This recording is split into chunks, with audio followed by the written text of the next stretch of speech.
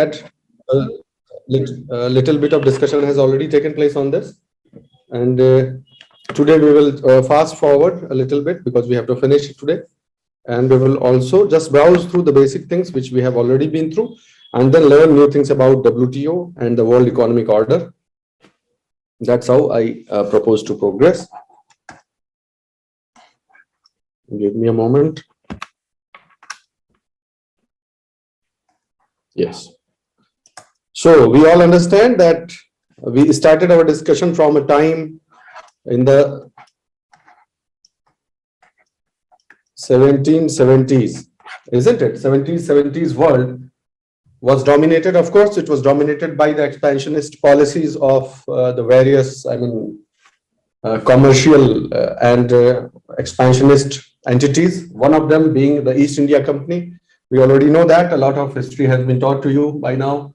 So on one hand, while East India Company was vigorously enthused by its victories in India, the initial victories in India, on the other hand, at the same time, certain other relevant events were happening in this part of the world, and that is the Americas. And what happened there, we all know, we call it by the nickname of Boston Tea Party. What happened there in the Boston Tea Party event? What happened that the locals, which were infuriated because of the high import taxes, tariffs and all, they went on to revolt.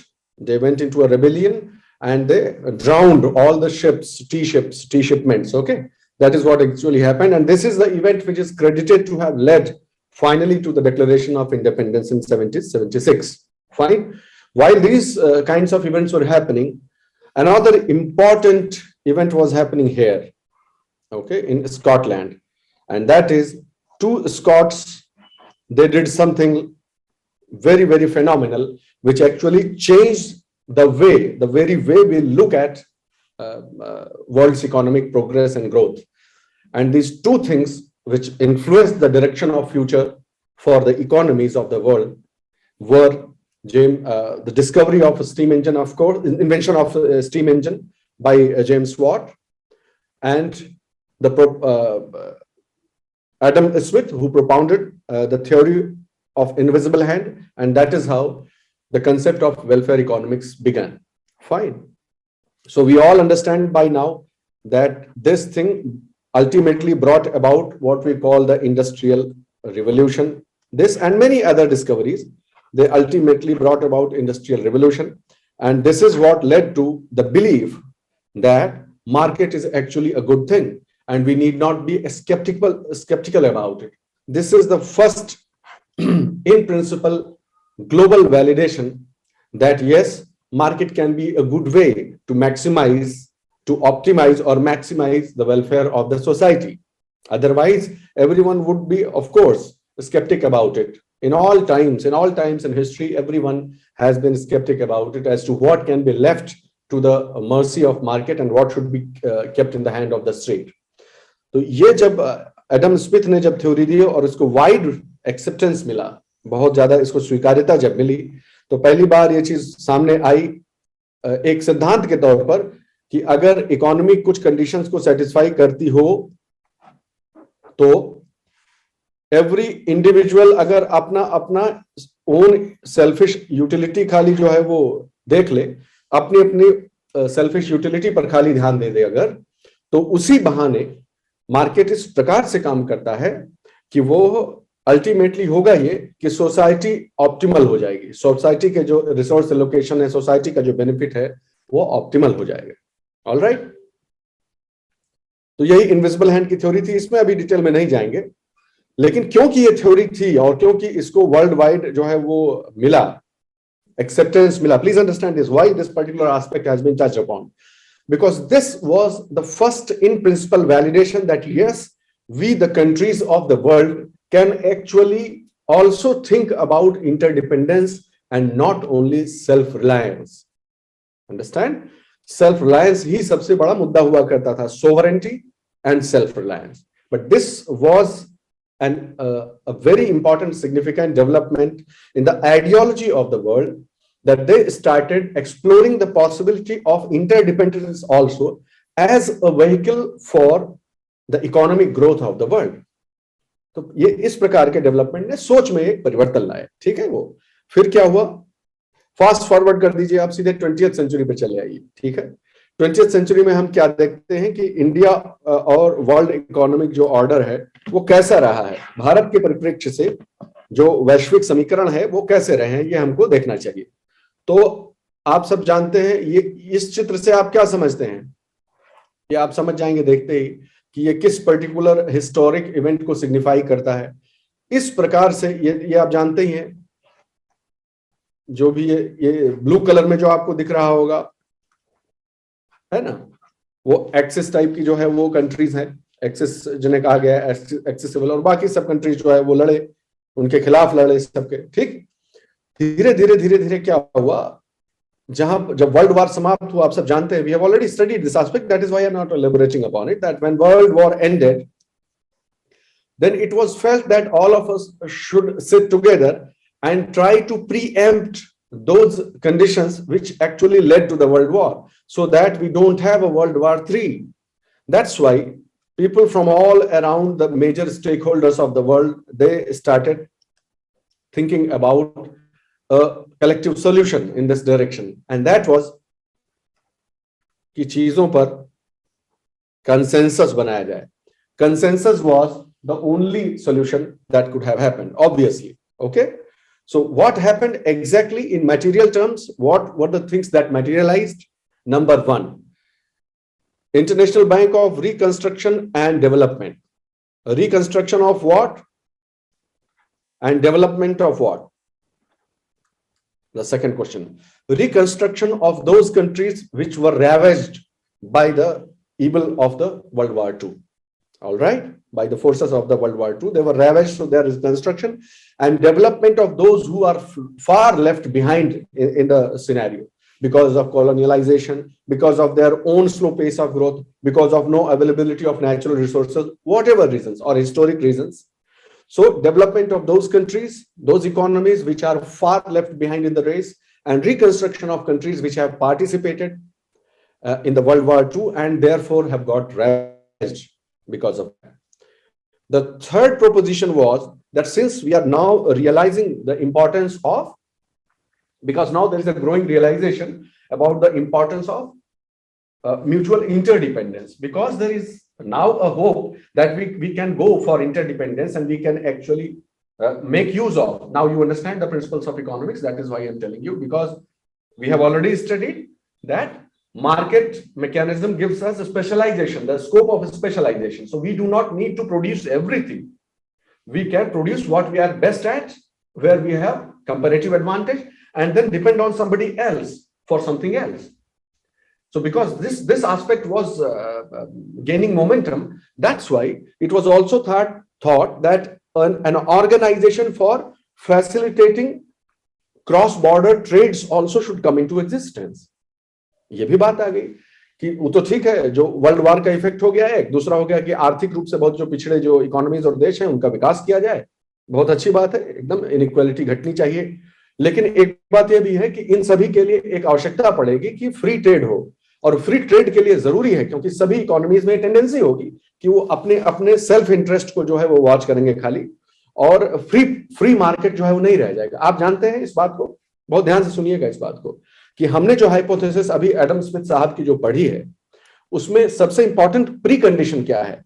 Adam Smith साहब की बात को पूरा होने के लिए सबसे important pre condition क्या है, वो ये है कि मार्केट जो है वो अपना काम करने दिया जाना चाहिए, which means that the market should be free, market forces should be free, and yes, absolutely, so free market is a precondition। और इसीलिए ऑब्वियसली अब आप समझ सकते हैं कि अगर मार्केट को इस्तेमाल करना है एज अ मींस और as a special purpose vehicle for the optimization of the entire society, say the entire world, then the first precondition for that is that you must have free trade। Cross border trade जो है वो free होना चाहिए, ठीक है। उसमें किसी प्रकार की जो है नॉन मार्केट या मार्केट डिस्टोर्टिंग टाइप के जो है फोर्सेस काम नहीं करने पावे, मार्केट फोर्सेस काम करें, मार्केट को डिस्टॉर्ट करने वाले फोर्सेस नहीं काम करें, नहीं तो वो फेल हो जाएगी theory. As simple as that. That was a theorem by Adam Smith and it was based on certain presumptions. Unless those presumptions are met, the results will not be achieved, isn't it? तो इसीलिए international Trade organisation का भी concept आया, international Trade organisation के बारे में भी सोचा गया कि ये भी इसको बनाते हैं, लेकिन उस समय यूएस कांग्रेस की तरफ से बहुत ही ज्यादा फियर्स रेजिस्टेंस का सामना करना पड़ा इस आइडिया को, and it did not materialise. Alright, बहुत सारे कारण हैं उसके, बहुत पैरोकियल रीजंस और जिसे कहते हैं कि सेल्फिश इंटरेस्ट इन्वॉल्व होते हैं, तो that could not materialise. Meanwhile देखिए पूरी टाइमलाइन में मैंने सोचा बताता चलो, तभी बीच में इधर अभी ये सब चल ही रहा था कि जो है कुछ मेजर, बहुत सारी जो है मेजर घटनाएं हुई, जिनमें एक हमारे लिए जो इंपॉर्टेंट है कि भारत को जो है वो स्वतंत्रता प्राप्त हुई। ठीक है, हाँ ऑब्वियसली आस्तिक, बिल्कुल सही बात है, वो आगे भी देखेंगे, बहुत सारे एग्जांपल से अभी देखेगा, मजा आएगा आपको। तो India gains independence meanwhile, alright. फिर at independence India had a different world after the World War II. Obviously बहुत सारी चीजें बदल गई थी, आप समझ ही रहे हैं इस चीज को। World was divided in east and west blocks, east और वेस्ट ब्लॉक हो गए थे, आप जानते हैं इस चीज को। एक नजर आप देखना चाहें तो इस चित्र को देखेंगे तो आपको क्लैरिटी आएगी इस चीज में कि किस प्रकार से जो है ईस्ट और वेस्ट ब्लॉक्स में पूरी दुनिया जो है वो बटी हुई थी। कुछ ये देखिए, ईस्ट ब्लॉक जो है वो आपको दिख रहा है, इस तरह के जो कंट्रीज थी। वेस्ट ब्लॉक आपको दिख रहा है जो यूनाइटेड स्टेट्स के जो प्रतिनिधित्व में थी, और जो यूएसएसआर के प्रतिनिधित्व में थी। दो तरह के जो है देश, जो दो तरह के हिस्से बच गए। लेकिन भारत ने उस समय क्या स्टैंड लिया? यस यस बिल्कुल सही, भारत ने क्या स्टैंड लिया कि हमको ना उनसे अलाइनमेंट कोई चाहिए, ना इनसे अलाइनमेंट चाहिए, हम नॉन अलाइनमेंट की नीति अपनाएंगे। और उनकी तरह बहुत सारी कंट्रीज ने नॉन अलाइनमेंट का, जो ग्रे में आपको दिख रहा है, नॉन अलाइनमेंट का रास्ता अपनाया। ये this is not the platform और this is not the classroom for elaboration of this, but I have received some personal request that I should take a session on world history, specially the important events. तो sir का guidance लेके मैं I will definitely try if I can materialise that. Okay, तो इस तरह से जो है हिस्सों में बटा हुआ जो विश्व है वो भारत को मिला अपनी स्वतंत्रता पर।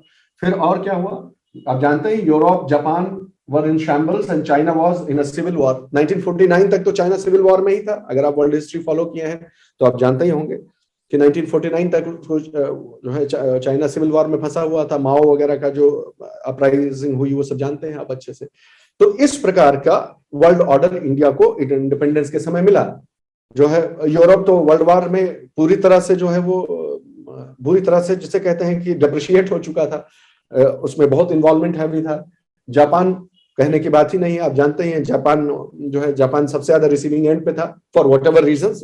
We are not here on value judgement, I am just saying that Japan was also devastated completely because of the nuclear bombings, isn't it? Bombings उनके हो गई थी। फिर कोरिया वाज, आप जानते, थोड़े दिन बाद और क्या हुआ, कोरिया बना। ईस्ट और वेस्ट का संघर्ष ही है घुमा के। आप जब देखेंगे, लार्जर पिक्चर देखेंगे ना, तब आपको धीरे धीरे पता चलेगी, जब आप पढ़ेंगे उसको उस पर्सपेक्टिव से, कि ultimately what has happened. Korea, Vietnam, ये सब जानते हैं हुए क्या है। They have become the fighting grounds for East and West. That's what actually has happened. So that is what happened precisely with Korea, which got divided into North and South. तो इस प्रकार एक ईस्ट ब्लॉक का हो गया, एक west block का हो गया, इस तरह से चीजें चलती थी। ठीक है, फिर और कुछ इंपॉर्टेंट इवेंट्स उसी समय हुए जो आपको जानने चाहिए। यूरोप क्योंकि बुरी तरह से जो है वो डेवास्टेटेड हो गया था, वो हो गया था, इसीलिए क्या हुआ भाई, यूनाइटेड स्टेट्स क्या लेके आए आप सब जानते होंगे, ये तो आपने निश्चित रूप से सुना ही होगा, Marshall plan. Marshall plan was what? Marshall plan was United States assistance और help in reconstruction of Europe, okay, after the world war. फिर इधर एशिया और अफ्रीका में क्या हुआ?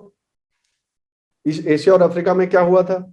जो भी कॉलोनीज थी मैक्सिमम इसी एरिया में थी, आप सब जानते ही हैं, ज्यादातर कॉलोनीज इसी रीजन में थी। तो धीरे धीरे करके वो एक एक करके जो कॉलोनियल रूल है उससे बाहर आती गई, धीरे धीरे कॉलोनियलिज्म से बाहर आई कि नहीं आई, आज तक भी that is a question for you to ponder over, but कम से कम डायरेक्ट कॉलोनियल रूल जो है उससे वो धीरे धीरे करके कंट्रीज बाहर आने लगी। ठीक है, फाइन, इस तरह से चीजें चलने लगी। वियतनाम वाला आप जानते ही हैं सब, बिल्कुल ठीक लिखा है। तो वियतनाम ईस्ट वेस्ट कॉन्फ्लिक्ट का अनदर जोन बन गया। और लेकिन हुआ क्या, अल्टीमेटली यूएस जो को वहां से विड्रॉ करना पड़ा, और जो कॉलोनियल का लास्ट जिसे कहते हैं, फिलीपींस ऑलरेडी यूएस के अंडर में था। तो जो वियतनाम में जो वार हुआ उसने इस चीज को खत्म किया और वहां से विड्रॉ कर लिया गया। तो वियतनाम भी जो है वो कॉलोनियल जो कॉन्सेप्ट है वो वहां से फिर धीरे धीरे समाप्त हो गया, धीरे धीरे मिटने लगा। और इस बीच में महत्वपूर्ण चीजें क्या हुई, वो हुई ये सबसे इंपॉर्टेंट, बहुत ही इंपॉर्टेंट, कि टेक्नोलॉजी एंड कम्युनिकेशन, इन्होंने अनप्रेसिडेंटेड ग्रोथ की, अनप्रेसिडेंटेड ग्रोथ की, जो कभी शायद नहीं हुई होगी वर्ल्ड में। आप इस चीज को अच्छे से समझ सकते हैं। Computers, for example, you take the example of computers, faster communication, faster transportation, इस तरह की चीजों का उदय हुआ कि नहीं हुआ? तो धीरे धीरे टेक्नोलॉजी जो बहुत ही जिसे कहते हैं ह्यूज लीप, एक बहुत बड़ी जंप आई टेक्नोलॉजी में इस बीच में, क्योंकि जो है वो धीरे धीरे टेक्नोलॉजी को वेस्टर्न वर्ल्ड में इंट्रोड्यूस हुए ऑलरेडी। अब देखिए ना, 1770 से मामला चल रहा है, तो 200 से ऊपर साल तो हो ही गया है टेक्नोलॉजी को धीरे धीरे इंप्रूव होते हुए, रिफाइन होते हुए। तमाम अलग अलग कंट्रीज में जिसको अपने रिसोर्सेज मिले, जो इंडिपेंडेंट होते गए, उन्होंने अपना इनोवेशन किया, ठीक है, रेस में पार्टिसिपेट किया। आप जानते नहीं है इसी बीच में क्या हुआ था? If I am correct, my memory is correct for history, then USSR was the first country to send somebody in space, isn't it? सही बोल रहा हूं तो बताइए चैट बॉक्स में। उन्होंने उधर भेजा स्पेस में, कि हमने पहला जो है वो भेज दिया स्पेस में। तो फिर उसमें होड़ मची, तो फिर क्या हुआ कि यूएस ने कहा कि चांद पे पहला हमने भेजा। इस तरह की चीजें फिर धीरे धीरे जो है वो म्यूचुअल कंपटीशन ऑफ टेक्नोलॉजी। और इंपॉर्टेंट बात समझिए इस चीज को, कभी कोई पूछे आपसे कि टेक्नोलॉजी का सबसे रिफाइंड जो वर्जन है वो कहां देखने को मिलता है, टेक्नोलॉजिकल सुपीरियरिटी जो है उसका मैनिफेस्टेशन जो है वो जनरली कहां देखने को मिलता है? सेना में, ठीक है, सेना में ही सबसे ज्यादा टेक्नोलॉजी का जो मैनिफेस्टेशन है वो आपको देखने को मिलता है सेना में। वही टेक्नोलॉजी जैसे जैसे ये कोई समझिए ना, ये सिंगल चैनल नहीं है, ये इंटरकनेक्टेड नेटवर्क ऑफ चैनल्स होता है। कि भाई सेना के लिए अगर टेक्नोलॉजी को आप इंप्रूव कर रहे हैं, तो ओवरऑल जो टेक्नोलॉजिकल और या इनोवेशन का जो एनवायरमेंट है वो कंट्री में ग्रो करता है। जैसे आज की तारीख में मैं आपको बोलूं कि सबसे ज्यादा आपको देखना है कि सबसे एडवांस टेक्नोलॉजी कहाँ है, तो आप एयरफोर्स में देख लीजिए, आपको मिल जाएगा। सबसे एडवांस टेक्नोलॉजी एयरफोर्स में आपको मिल जाएगी, है कि नहीं? और वही चीज धीरे धीरे पर्कुलेट होती है, बाकी सेक्टर्स में फिर स्प्रेड होती है, और बाकी सेक्टर्स में टेक्नोलॉजी फैलती है। तो टेक्नोलॉजी जब आगे फैलेगी, बाकी सेक्टर्स में जाएगी, तो मीन्स ऑफ कम्युनिकेशन जो है वो फास्टर होंगे, ठीक है, मोड ऑफ ट्रांसपोर्टेशन फास्टर होगा, अच्छा होगा, ठीक है।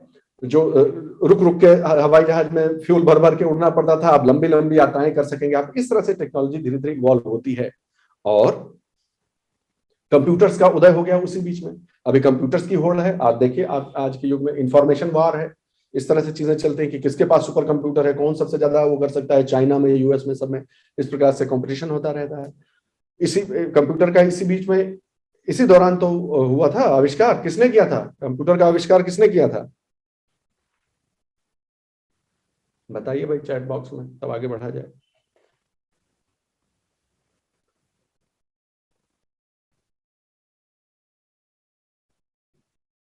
ओके, चार्ल्स बेबेज का आपने नाम याद किया है। लेकिन जो मॉडर्न कंप्यूटिंग है, जो मॉडर्न कंप्यूटिंग जिसको इस रूप में आज आप जानते हैं, मॉडर्न कंप्यूटिंग जिसे कहते हैं, उसके जनक कौन है? इससे हटके है थोड़ा। कभी आपने ट्यूरिंग का नाम सुना है?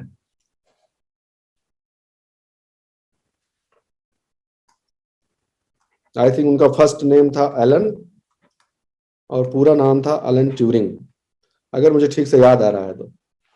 हाँ, है ना मयंक? क्या किया था एलन ट्यूरिंग ने? कोई बात नहीं, अभी का समय नहीं, इनके बारे में जरूर जानिएगा। As a student I just recommend that you should know about him. Okay, आपको, और ये भी फिर वार से ही रिलेटेड है, ठीक है। आपको एक मूवी देखनी चाहिए, इमिटेशन गेम्स, ठीक है। इमिटेशन गेम देखेंगे तो आपको समझ में आ जाएगा, ठीक है। आगे बढ़ जाते हैं। तो मॉडर्न कंप्यूटिंग के जनक हो गए। तो जब ये हुआ, इस तरह से टेक्नोलॉजी और ट्रांसपोर्टेशन, कम्युनिकेशन, ये सब चीजें तेजी से बढ़ी, तभी तो सही मायने में इस चीज का महत्व समझ में आया कि अब जब हमारे पास ये मीन्स है कम्युनिकेशन के, तो इंटरडिपेंडेंस, क्रॉस बॉर्डर ट्रेड, ये सब खूब अच्छे से हो सकता है, सिंपल। और इसीलिए हमारा रिसोर्स उनका रिसोर्स आपस में कम्युनिकेट कर सकता है, हमारी कैपिटल किसी दूसरे का लेबर आपस में कम्युनिकेट कर सकता है। फैक्टर्स ऑफ प्रोडक्शन जो होते हैं वो ज्योग्राफिकली लिमिटेड नहीं रह गए। Do you follow what I am saying? कि factors of production are no more geographically और टेरिटोरियली लिमिटेड। हमारे यहाँ का मैन पावर आपके यहाँ जाके काम कर सकता है, ठीक है। आपके यहाँ का कोई व्यक्ति जो है वो हमको आज की तारीख में देखे ना यूट्यूब से वीडियो लेक्चर दे सकते, बहुत सारी चीजें इस तरह से बढ़ी। तो जो इंटर डिपेंडेंस और क्रॉस बॉर्डर ट्रेड की आवश्यकता और उसकी महत्ता और अच्छे से समझ में आई लोगों को, फाइन। और जब ऐसा हुआ, जब इस दिशा में चीजें आगे बढ़ी, तो सबसे पहली चीज क्या हुई कि जिससे जनरली मानव व्यवहार जिसे कहते हैं, मानव स्वभाव जिसे कहते हैं, वो क्या हुआ कि सबसे पहले ये महसूस हुआ कि चाहे जो कर लीजिए लेकिन ये चीज छूटती नहीं है किसी की, ठीक है। जो इकोनॉमीज होती हैं obviously they will always try to protect their own interest first, always. And that is why it was felt कि वो जो मिस्ड अपॉर्चुनिटी है, missed opportunity, what was that missed opportunity?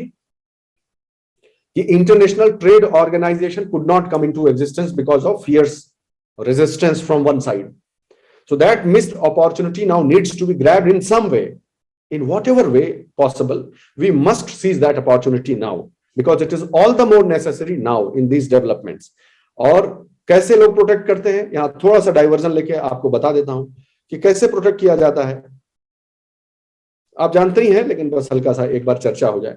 कैसे प्रोटेक्ट करते हैं लोग? बैरियर्स के थ्रू प्रोटेक्ट करते हैं, ठीक है। बैरियर्स किस प्रकार के हो सकते हैं? या तो आपके लिए महंगा कर देंगे उस चीज को, सिंपल सी बात है, ठीक है।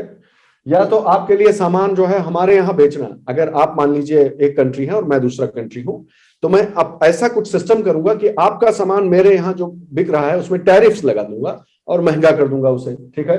या फिर सामान का आना कठिन कर दूंगा, तो या तो महंगा कर दूंगा या कठिन कर दूंगा आना सामान का, अंडरस्टैंड। तो जो महंगा कर देने वाली बात है they are called tariff barriers, और जो कठिनाई पैदा कर देने वाली बात है other than this that is non tariff barriers. Alright, so tariff barriers किस तरह के हो सकते हैं? एक्सपोर्ट पर लगा दीजिए आप कि वो एक्सपोर्ट कर रहा है तो हमारे यहाँ नहीं कर सकता, ये नहीं कर सकता, वो नहीं कर सकता, इस तरह से आप कर दीजिए।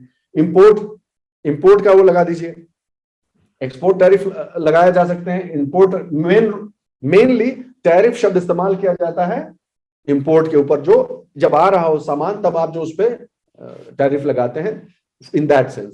और नहीं तो ट्रांजिट में कुछ ना कुछ हम कर देंगे। तो या तो एक्सपोर्ट को जो है हम कर देंगे, या तो हमारा एक्सपोर्ट हम सस्ता कर देंगे, दूसरे का इंपोर्ट जो है महंगा कर देंगे, या ट्रांजिट को, उनके ट्रांजिट को महंगा कर देंगे। हम कुछ ना कुछ करके हम इसे अपने मार्केट में जब ये उतरे, लैंडिंग कॉस्ट जिसे कहते हैं, तो हमारे मार्केट में जब सामान लैंडिंग कॉस्ट पे उतरे तब वो महंगा हो। किससे महंगा हो? किससे महंगा हो? ये जो सामान महंगा हो जाए, इन तीनों के सहारे हम कोशिश करते हैं कि सामान महंगा हो जाए। किससे महंगा हो जाए? किसकी तुलना में? लोकल गुड्स, बिल्कुल सही। डोमेस्टिक हमारा प्रोडक्शन जो है उससे महंगा हो जाए तो हमारा बिक जाएगा, उनका उतना नहीं बिकेगा, हमारी डोमेस्टिक इंडस्ट्री जो है प्रोटेक्ट हो जाएगी। That's the idea. ओके, दूसरा है non tariff barriers. Non tariff barriers में क्या हो गया? कोटा लगा दिया कि टोटल जो है इतना ही आप हमारे यहां ला सकते हैं, इससे ज्यादा, इस क्वांटिटी से ज्यादा नहीं आप हमको जो है एक्सपोर्ट कर सकते। Fine. Second is subsidy. Subsidy आप अच्छे से समझ सकते हैं कि if I am a country, what I do that I protect my farmers or my producers not by direct way of intervention, by indirectly supporting them so that they become more competitive. तो subsidy अगर किसी चीज पे देंगे, example लीजिए जिस पर बहुत चर्चा उठती रहती है हमेशा, डेवलप्ड कंट्रीज जो है वो डेवलपिंग कंट्रीज को इस बात में उंगली उठाती हैं कि आप जो पब्लिक प्रोक्योरमेंट, जैसे मान लीजिए एक एग्जांपल ले लीजिए, पब्लिक प्रोक्योरमेंट हुआ कि आवश्यकता पड़ने पर जो मिनिमम सपोर्ट प्राइस पे सरकार खरीदती है कि नहीं खरीदती है? सोच कर देखिए। मार्केट प्राइस नीचे हो तब भी मिनिमम सपोर्ट प्राइस, अभी तो ये तो हॉट टॉपिक है भाई, इसको कैसे आप लोग, क्लियर ही होगा सबको। तो एमएसपी क्या होती है कि अच्छा ठीक है, आपने जो है हमारे यहाँ जो है ये उत्पादन किया है किसानों ने, ठीक है, उसका मार्केट रेट क्या है? बोला कि 100 रुपया किलो है। बोला, और उनकी लागत, वो लागत बहुत ज्यादा है, मतलब वो लागत भी नहीं रिकवर कर पा रहे। जो आइडिया है वो मैं आपको बता रहा हूँ, what is the idea behind MSP. तो so that they can recover their cost and they can have some minimum disposable income with them. That's why farmer के इनकम को सपोर्ट करने के लिए सरकार एमएसपी पे उसे खरीदती है। जब बॉर्डर्स खुल गए, अब ये दिल्ली बॉर्डर नहीं, जब इकोनॉमिक बॉर्डर्स खुल गए और फिर सारा एक मार्केट हो गया, तो आप सोचिए इस बात को कि अगर उनके प्रोडक्ट्स जो है वो कहीं मिनिमम सपोर्ट प्राइस पे खरीदे जा रहे हैं किसानों के, तो उनको बेटर प्राइस मिल रहा है कि नहीं? अब एक मार्केट है सर, तो वहां पर किसी एक जगह ले जाने पे बेटर प्राइस मिल जा रहा है क्या? नहीं। तो ये प्राइस का डिस्टॉर्शन नहीं हो गया मार्केट का? मार्केट जो पूरे वर्ल्ड का मार्केट को एक मान लीजिए, ग्लोबल मार्केट पूरा मान लीजिए एक है, तो उसमें फिर आपके किसान, अगर आपके यहाँ पब्लिक प्रोक्योरमेंट पॉलिसी है तो आप अपने किसानों को सपोर्ट कर रहे हैं कि नहीं कर रहे हैं? इसी तरह से आप कोई सब्सिडी दे दीजिए, फर्टिलाइजर सब्सिडी, सीड पे सब्सिडी, इरिगेशन इक्विपमेंट पे सब्सिडी, इस तरह की सब्सिडी दे दीजिए, that is also like supporting them.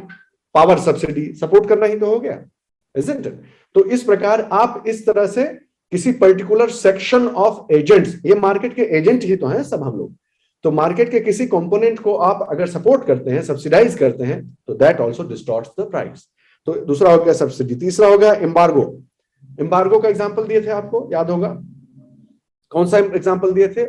कछुआ वाला नहीं, जो श्रिम्प, जो यहां से इंडिया से जो श्रिम्प एक्सपोर्ट होके जाती थी यूएस में, उन्होंने ये कहकर मना करने की कोशिश की कि आप वो टेक्नोलॉजी नहीं इस्तेमाल करते हैं, इसका जो है, जब आप इसको पकड़ के ला रहे होते हैं सब समुद्र में से, तो आप वो टेक्नोलॉजी नहीं इस्तेमाल करते हैं जिससे कछुओं को प्रोटेक्शन होता है, वो भी उसमें फंस गए होंगे, मर गए होंगे।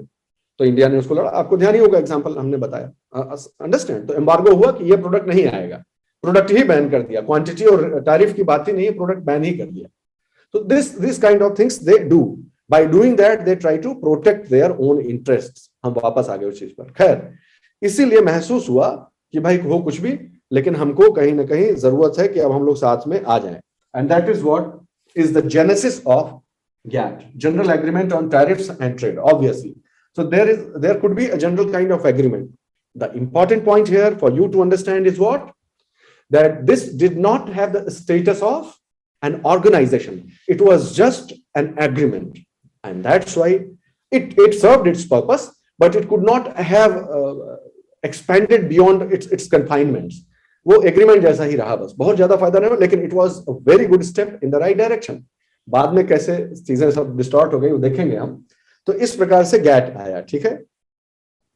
अब फास्ट फॉरवर्ड कर जाइए 1970s पे आ जाइए और देखिए फिर कैसे माहौल चेंज हुआ, ठीक है। वर्ल्ड ऑर्डर में फिर से मेजर चेंज हुआ। क्या चेंज हुआ कि पहले हमने क्या देखा था, पॉलिटिकल, जियो पॉलिटिकल सिनेरियो ज्यादा डोमिनेंटली चेंज हुआ था। अभी देखेंगे आप क्या होगा, जियो पॉलिटिकल तो होगा ही, इकोनॉमिक बैलेंस जो है ना, वो shift in the economic balance आप देखेंगे 1970s में क्या हुआ। जो ब्रेटन वुड्स सिस्टम था वो कोलैप्स कर गया और यूएस क्योंकि उससे विड्रॉ कर गया 1971 में। ये क्या होता है मैं बता देता हूं, रुक जाओ, just give me a moment, एक जरूरी है, आप समझ आ जाएगा आपको ब्रेटन वुड्स एक्चुअली क्या था, ये आपको पता चल जाए तो आपको समझ में आ जाएगा। एक worksheet should be there, yes here it is. जल्दी जल्दी बताएंगे क्योंकि समय कम है हमारे पास, तो इसको जल्दी से खत्म कर देंगे। Please understand this, what happened, Bretton Woods was, जो ब्रेटन वुड्स का कॉन्सेप्ट है वो क्या था, सिंपल से था। देखो इससे ये दूसरी चीज हो रही है, please understand this. Do you remember that when they met in Bretton Woods, then there were 3 important developments. The first development was what, world bank. The second was IMF. Do you remember IMF? So as a part of that, everybody agreed on this fixed exchange rate. Everybody knows fixed exchange rate. What is fixed exchange rate? This is that the government of an economy decides what will be the exchange rate of its currency in comparison to another currency of the world. This is called fixed regime. We have already seen that, I think. Yes, we have. तो जब fixed exchange rate से शुरुआत हुई तो सबको भाई question ये उठा दोस्तों कि किस फिक्स करेंगे तो किसके कंपेरिजन, कौन कैसे करेंगे इसको, how to materialise it. So US came ahead, okay, United States came ahead, और पार वैल्यू टाइप का सिस्टम होता था, आपको ध्यान होगा पार वैल्यू जैसी जो सिचुएशन थी। तो उस समय क्या था कि जो गोल्ड रिजर्व्स हैं, यूएस के पास जो गोल्ड रिजर्व है उसके अगेंस्ट यूएस में ह्यूज गोल्ड रिजर्व्स थे, कितने 70-80% उसी के पास था ना शायद, if I remember in that time. तो द यूनाइटेड स्टेट्स जो है वो, अब चाहे नेतागिरी कह लीजिए, जो भी कह लीजिए, United States agreed that take my dollar, और डॉलर के अगेंस्ट आप सब लोग एक्सचेंज रेट को फिक्स कर दीजिए, इसका जो भी अप डाउन होगा वो हम संभाल लेंगे. Fine. So United states dollar, US dollar became the currency against which things, other currencies were fixed or they were pegged, you can say. This kind of arrangement was there. Okay. But what happened? That the United States had to go through several exigencies, including war. ये हो गया Vietnam और ये सब बहुत सारा चीज हो गया ना, और इनका बैलेंस ऑफ पेमेंट जो था ना वो सब हिल गया. और बैलेंस ऑफ पेमेंट हिल गया तो इसका क्या मतलब हुआ? कहां से पैसा पे करेगा? अब तो आप लोग पढ़ चुके हैं भाई, लिखिए ना. जब बैलेंस ऑफ पेमेंट क्राइसिस आती है तो पैसा कहां से पे किया जाता है? याद आया? फॉर, हाँ एग्जैक्टली, बिल्कुल सेजल, बहुत सही, सब लोग एकदम सही बोल रहे हैं. शुभम, यस. तो फॉरेक्स रिजर्व यूज करना पड़ जाएगा. सारा फॉरेक्स रिजर्व इसी में हो गया डिप्लीट. यूनाइटेड स्टेट्स का जो फॉरेक्स रिजर्व था that got depleted in this process. धीरे धीरे धीरे धीरे आते आते 1970s आते आते 1970 आते आते United States realized that it will no more be possible for United States, and that is why the United States delinked its dollar. Dollar को डिलिंक कर दिया कि हमसे नहीं हो पाएगा, हम खुद ही प्रॉब्लम्स में चल रहे हैं. बहुत हाई डेफिसिट्स, बहुत ही हाई डेफिसिट्स जो है वो हो गए यूनाइटेड स्टेट्स के, अपना खुद का नहीं हो पा रहा था, sorry, deficits. And that is why United states withdrew कि हमसे नहीं हो पाएगा भाई. और उसी को कहा जाता है कोलैप्स ऑफ ब्रेटन वुड्स.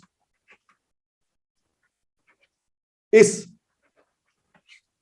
परिप्रेक्ष्य में, ठीक है, ब्रेटन वुड्स एक जनरल टर्मिनोलॉजी के तौर पे भी आप यूज करते हैं कि यहीं पे भाई वो सब हुआ था, पहली बार मिले थे. इस परिप्रेक्ष्य में, एक्सचेंज रेट के परिप्रेक्ष्य में जो कहा जाता है कि क्योंकि ब्रेटन वुड्स जो है, अब आप क्या इंडिया का सिनेरियो और इस सिनेरियो को जोड़ पा रहे हैं? आपको याद आया कि क्या हुआ था इसी बीच में? क्या हुआ था आपको याद आया क्या? 1970 के समय में इंडिया में क्या चेंज आया था? 1971 में हम पार वैल्यू से वहां से शिफ्ट कर गए थे. याद है आपको कि नहीं, ये ठीक नहीं है, खाली पाउंड स्टर्लिंग पे भरोसा नहीं किया जा सकता, हम लोगों को एक बास्केट रखनी चाहिए. Do you remember now? We have already discuss that कि इंडिया के जो 3 फेज थे वो कौन से थे? 1947 to 1971, 1971 to 1991 and thereafter. एक और था, ट्रांजिशन फेज भी थी, वो कौन सी थी? अरे इसी में तो है, जल्दी से देख लीजिए, आपको अच्छा लगेगा और तुरंत समझ में भी आ जाएगा. ये लीजिए, सामने ही खुला हुआ है संजोग से, ये देखिए और फटाफट देखिए और फिर आगे बढ़ जाते हैं. Do you remember this particular graph? There were 3 phases and one was a transition phase. Do you remember the transition phase also? Where हमने 40 और 60, ठीक है, 40 और 60 का रेशियो रखा था, ये याद आ गया होगा आपको. तो 1 2 3 4, चौथा फेज है जो अभी चल रहा है. मैनेज फ्लोट पे आ गए हम. याद आ गया सबको? I am moving ahead now. अगर याद आ गया तो आगे आ जाते हैं. तो जहां एक तरफ ये हो रहा था, यूएस और विड्रॉ कर रहा था, वहीं दूसरी तरफ, अब आप सब जोड़ ले जाएंगे, वहीं दूसरी तरफ हम लोग भी सावधान हो गए और यहां से हटके इस पे आ गए. और हमने एक क्या किया? इंडिया ऑल्सो डीलिंग इट्स रूपी from pound. Now you remember everything. India ने पाउंड से अपने रुपए को हटा लिया और क्या किया? मेजर करेंसीज की एक बास्केट बना डाली. ठीक है, एक मेजर करेंसीज की बास्केट बना दी यहां पे, और उस बास्केट से रुपए को पैक कर दिया. अब क्लियर है सब? चलो वापस आ जाते हैं. तो एक तरफ ये घटना हो रही थी कि ब्रेटन वुड्स जो है वो कोलैप्स हो गया. ठीक है, और कोई महत्वपूर्ण घटना हुई? 1973 saw the oil shock. Oil shock क्यों हुआ था? क्योंकि ओपेक लोग, ओपेक कंट्रीज जो हैं, उन्होंने आपस में क्या बना लिया था? कार्टेल. तो इनका कार्टेलाइजेशन हो गया था. कार्टेलाइजेशन से इन्होंने सप्लाई को कंट्रोल कर दिया, और जब सप्लाई को कंट्रोल कर दिया जाएगा तो प्राइस बढ़ जाएगी. वो क्यों किया था? इकोनॉमिक रीजन से. क्या उनके पास तेल की कमी थी और पैसे की कमी थी? जी नहीं, उसके पीछे भी जियोपॉलिटिकल रीजन थे. क्या जियोपॉलिटिकल रीजन थे? क्योंकि जो इससे ठीक पहले जो लड़ाई हुई थी, युद्ध हुआ था, इजराइल किससे लड़ा था? कंट्री का नाम बताओ. इस दौरान इजराइल की लड़ाई किससे हुई थी? बहुत मशहूर, जो योम किप्पुर बोलते हैं जिसे. योम किप्पुर वार किसके किसके बीच में हुआ था? इजराइल और इजिप्ट और सीरिया. ठीक है, उस समय लड़ाई हो गई थी और वेस्टर्न वर्ल्ड ने सपोर्ट किया था इजराइल को, ये भी सबको क्लियर होगा। ठीक, उससे थे नाराज अरब कंट्रीज जो हैं कि आप हमारे विरोधी के साथ दे रहे हो, तो लो फिर उन्होंने किया तेल का जो है वो कस दिया, सप्लाई कस दी। इस प्रकार से वर्ल्ड को पहला ऑयल शॉक लगा। Okay, then the world had the first oil shock. Alright, दूसरे ये इंपॉर्टेंट, बहुत इंपॉर्टेंट इवेंट हुआ। तीसरा महत्वपूर्ण इंपॉर्टेंट क्या जो चीज हुई वो क्या हुई कि जैसे जैसे चीजें आगे बढ़ी 1980s में आते आते यूनाइटेड किंगडम और यूएस, ये मार्गरेट थैचर ने किया था ना, उन्होंने बहुत सारे जो है वो रिफॉर्म शुरू किए। क्या रिफॉर्म शुरू किए, किस चीज में? ब्यूरोक्रेटाइजेशन, यानी ब्यूरोक्रेसी को जो है वो, यानी रिफॉर्म की तरफ बढ़े ब्यूरोक्रेसी से। ओके, धीरे धीरे सब चीजों में ब्यूरोक्रेसी फर्जी की कम की, इफिशिएंट बनाया, चीजों को ट्रांसपेरेंट बनाने की कोशिश की, इस तरह की। लेकिन एक कंट्री ऐसी थी जो इसमें सफल नहीं हुई उतने अच्छे से, और भी चीजें उसके पीछे हैं, लेकिन अल्टीमेटली उसको बहुत महंगा पड़ा। और कौन थी वो कंट्री भाई?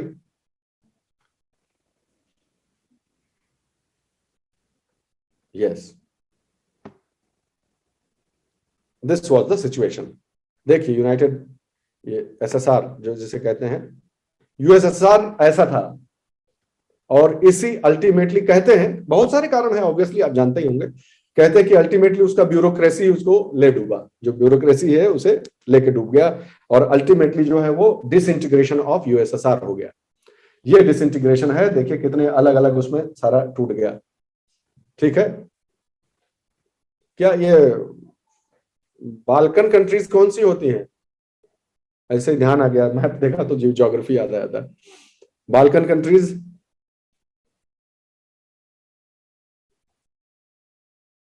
चलो खैर ज्योग्राफी बाद में देख लेना, जानते होगे तो ठीक है, वरना ये सब जान रही। हाँ खैर, तो यूएसएसआर जो है वो डिसइंटीग्रेट हो गया, और जर्मनी जो है got east Germany, west Germany, they got reunited.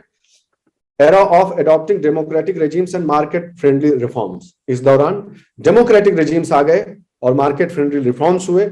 इस प्रकार धीरे धीरे धीरे धीरे वर्ल्ड जो है वो आगे बढ़ा। आपको पूरा कॉन्टेक्स्ट मालूम होना चाहिए, नहीं?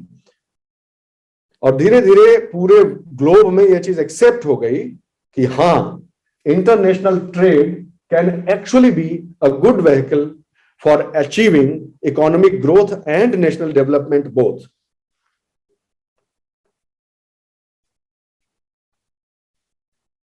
क्या लिखा है? Albania, Bosnia हर्जगोविना।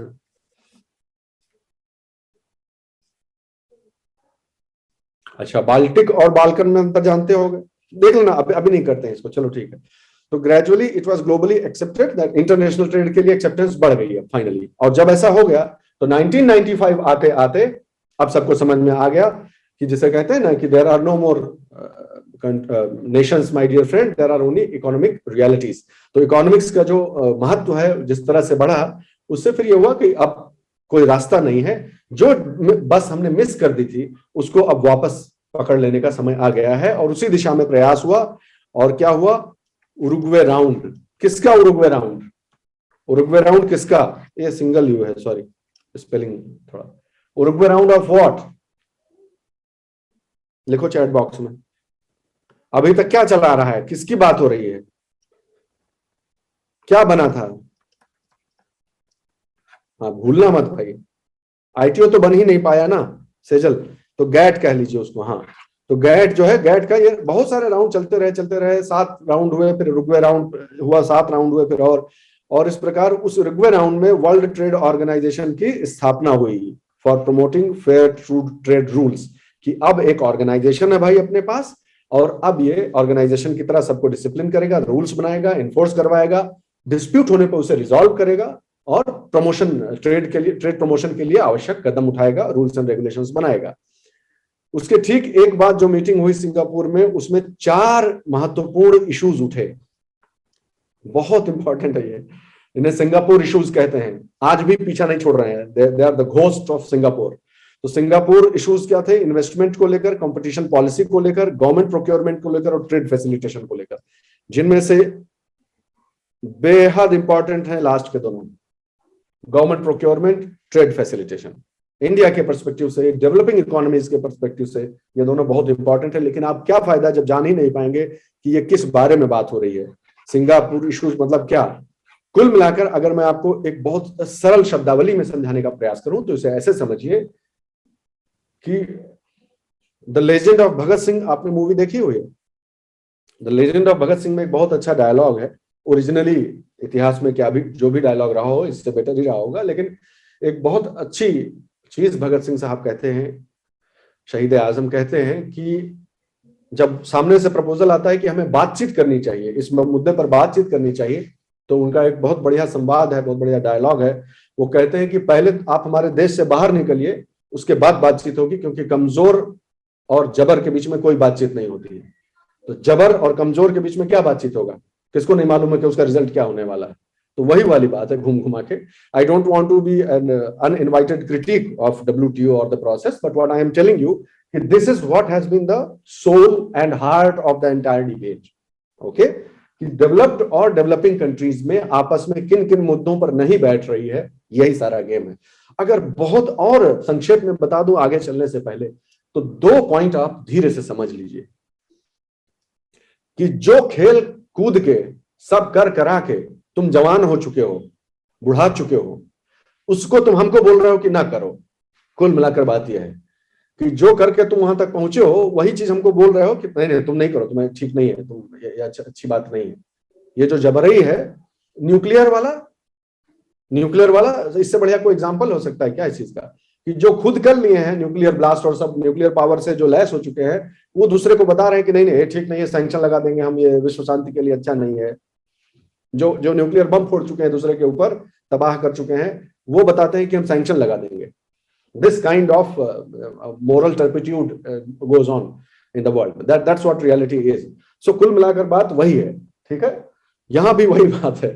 तो डेवलप्ड वर्ल्ड क्या कहता है डेवलपिंग इकोनॉमी से कि अरे आप तो बहुत सब्सिडीज देते हैं, इतना सब्सिडी ठीक नहीं है, हमारा कंपटीशन जो है खराब कर रहे हैं आप, ठीक है, ये बोलता है।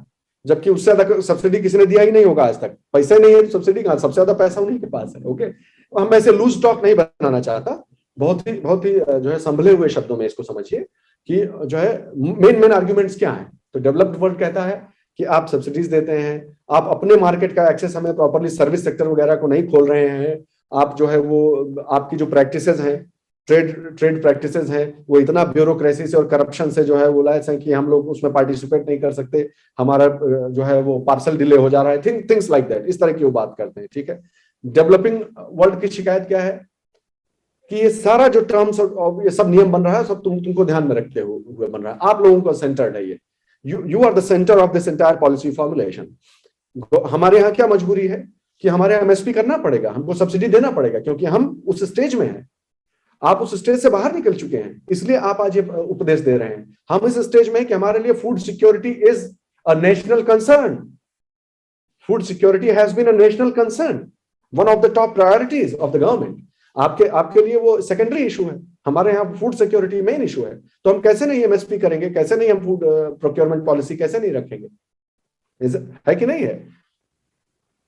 दूसरी चीज ट्रेड फैसिलिटेशन, वही वाला जो मैंने आपको बताया, इस पर वो उंगली उठाते हैं डेवलपिंग कंट्रीज की तरफ कि आप लोग जो है वो ठीक नहीं रखें, अपना सिस्टम इतना ज्यादा जो है वो करप्ट और ब्यूरोक्रेटिक है कि उसमें हम लोगों को फेयर चांस नहीं मिलता है, सर्विस सेक्टर आप ओपन नहीं करते हैं, बैंकिंग, इंश्योरेंस, इस तरह का इल्जाम लगता रहता है। अभी इतना ही समझिए बस, अभी इससे बियॉन्ड नहीं जाएंगे, आगे चलते हैं।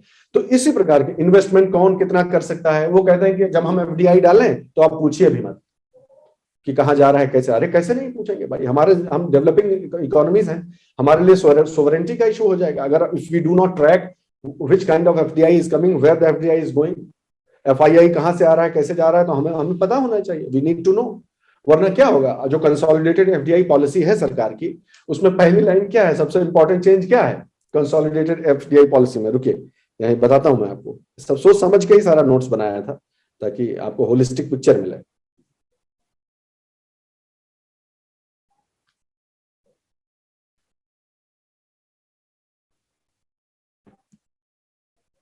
जो फॉरेन इन्वेस्टमेंट आ रहा है उसमें पहला पॉइंट देखिए हमारी FDI पॉलिसी का क्या है, वो यही है कि जो रेस्ट्रिक्शंस नोटिफाई हो गई हैं, किस बारे में, कि FDI जो ओवरसीज कंट्रीज से आएगा और स्पेशली जो हमारे नेबरिंग कंट्रीज के सिटीजन से अगर कोई फॉरेन इन्वेस्टमेंट आ रहा है, जिनसे हमारा लैंड बॉर्डर शेयर होता है, ध्यान से सुने मेरी बात, बांग्लादेश हो गया, ठीक है, पाकिस्तान मुख्य रूप से, यही तो समझ ही गए होंगे आप, चाइना हो गया, इनके तरफ से जो भी फॉरेन इन्वेस्टमेंट आ रहा है उसको जो है वो बिना गवर्नमेंट की स्क्रूटिनी के अलाउ नहीं किया जाएगा। ओके, क्यों, स्पेशली क्यों, और वो क्यों 2020 में क्यों आ गया ये कंसोलिडेटेड पॉलिसी 2020 में ये इतना महत्वपूर्ण क्यों हो गया, मैं बता के आगे बढ़ जाता हूं, टाइम नहीं है आपसे क्वेश्चन आंसर करने का। पैंडेमिक से बुरी तरह जो है क्राइसिस हुई है इकोनॉमी में, और इस तरह का सॉफ्ट जो फेज चल रहा है उसमें हॉस्टाइल टेकओवर्स का सबसे ज्यादा पॉसिबिलिटी है। हॉस्टाइल टेकओवर आप सब जानते होंगे, आई एम प्रिज्यूमिंग दिस, कि जो इधर उधर के सब लगे हुए हैं जो डायरेक्टली नहीं कर सकते, वो फॉरेन इन्वेस्टमेंट के थ्रू आपका चीजों को, कंपनी को उठा लेंगे, हॉस्टाइल टेकओवर कर लेंगे उसका।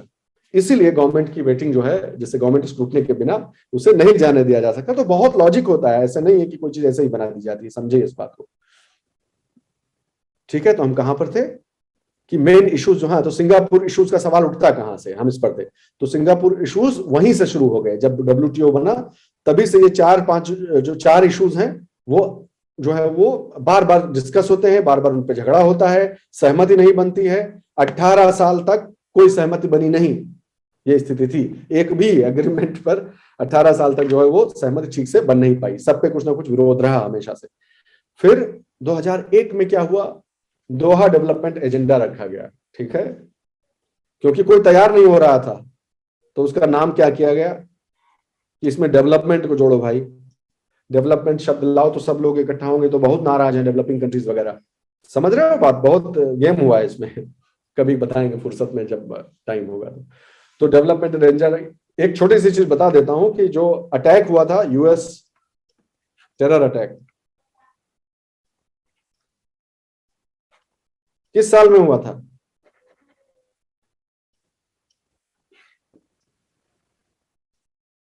9/11 कब हुआ था? कोई कंफ्यूजन नहीं होना चाहिए, ठीक है। तो क्या बोले, उस चीज को भी प्रमाइस के तौर, ठीक है, कुछ लोगों की सद्भावना हो सकती है। यह भी कहा गया कि इतने साल से हम फेल हो रहे हैं और 2001 में हमने डिसाइड किया है कि हम लोग साथ में बैठेंगे, हमें जरूर बैठना चाहिए, वरना ये तो आतंकवाद की जीत हो जाएगी कि जो है वो इसी के खिलाफ तो हम लोग लड़ रहे हैं, और क्योंकि अब इतना बड़ा अटैक हो गया है इसलिए कंसेंसस जरूर बनाना चाहिए। ये जो मोरल प्रेशर जैसा है, समझ रहे हो ना जो हम कहना चाह रहे हैं, हमको ओपन वर्ड्स में मत कहलवाइए, आप समझ रहे हैं कि उस चीज को भी एक मोरल सुएजन के रूप में इस्तेमाल किया गया कि हमको जो है इस चीज को करना चाहिए, सबको साथ में बैठना चाहिए, जबकि मेन इश्यूज पे कोई बात करने को तैयार नहीं है। 20 के करीब इश्यूज थे नेगोशिएशन के लिए, लेकिन मैं आपको सिर्फ की इश्यूज बता रहा हूं, मुख्य इश्यूज क्या थे। एग्रीकल्चर को लेकर, नॉन एग्रीकल्चरल जो प्रोडक्ट हैं उनके मार्केट एक्सेस को लेकर, सर्विसेज को लेकर, इंटेलेक्चुअल प्रॉपर्टी को लेकर, ट्रेड एनवायरमेंट को लेकर, फैसिलिटेशन को लेकर, स्पेशल एंड डिफरेंशियल ट्रीटमेंट को लेकर, सब आएगा, चिंता न करिएगा, डिस्प्यूट सेटलमेंट को लेकर, ई कॉमर्स को लेकर, ये सब मुख्य मुद्दे उसमें थे। दोहा राउंड में याद रखिएगा, इसको याद नहीं रखिएगा, बस हल्का सा दिमाग में बना रहा है कि अच्छा इस सब इश्यूज पे था, ठीक है। दिक्कत क्या थी मैं आपको बता देता हूं कि जब, अब कितने साल हो गए थे उरुग्वे राउंड को, कितने साल हो गए, 5 साल पूरे हो गए थे, 6-6 साल चल रहा था, ठीक है, 5 इयर्स हो चुके थे उरुग्वे राउंड को। 1995 में उरुग्वे राउंड हुआ, WTO बना, उस समय जो कुछ भी हुआ, जैसा भी हुआ, सिर्फ सिंगापुर इशू समझ में आया लोगों के, डेवलपिंग कंट्रीज के। धीरे धीरे जब उन्होंने देखा कि कहां कहां लूटे हैं हम, कैसे कैसे लोगों ने लूटा है, वो तो बाद में ही पता चलता है कैसे कैसे हम लोगों के साथ चीटिंग और धोखा हुआ है, तो धीरे धीरे पता चला। तो at the time of the Uruguay round the developing countries simply did not have enough experience, negotiation का एक्सपीरियंस नहीं, कैसे बाइलैटरल जो है वो ट्रीटीज और इन सबको कैसे ड्राफ्ट किया जाए, एग्रीमेंट को कैसे ड्राफ्ट किया जाए, उसका कोई एक्सपीरियंस नहीं, कुछ भी नहीं था उनके पास।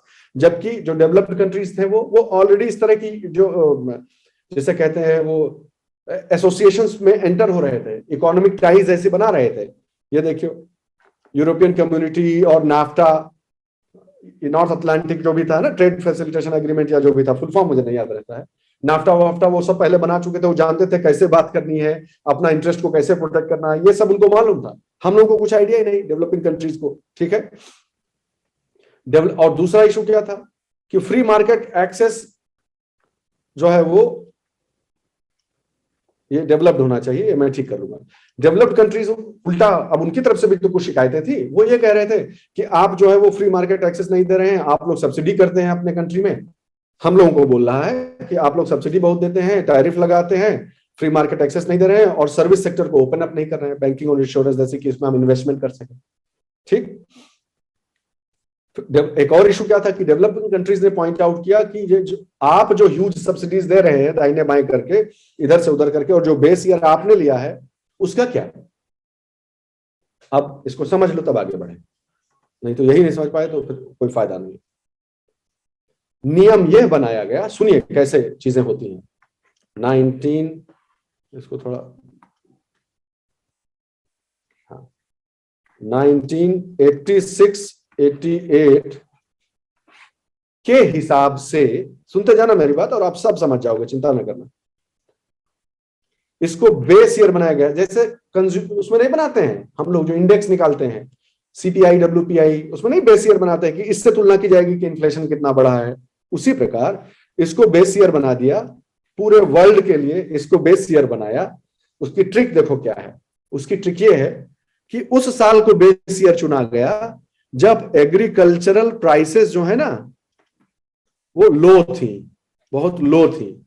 तो मान लो 100 रुपया थी, इस 100 रुपए को बेस माना गया और कहा गया कि कोई भी कंट्री अपने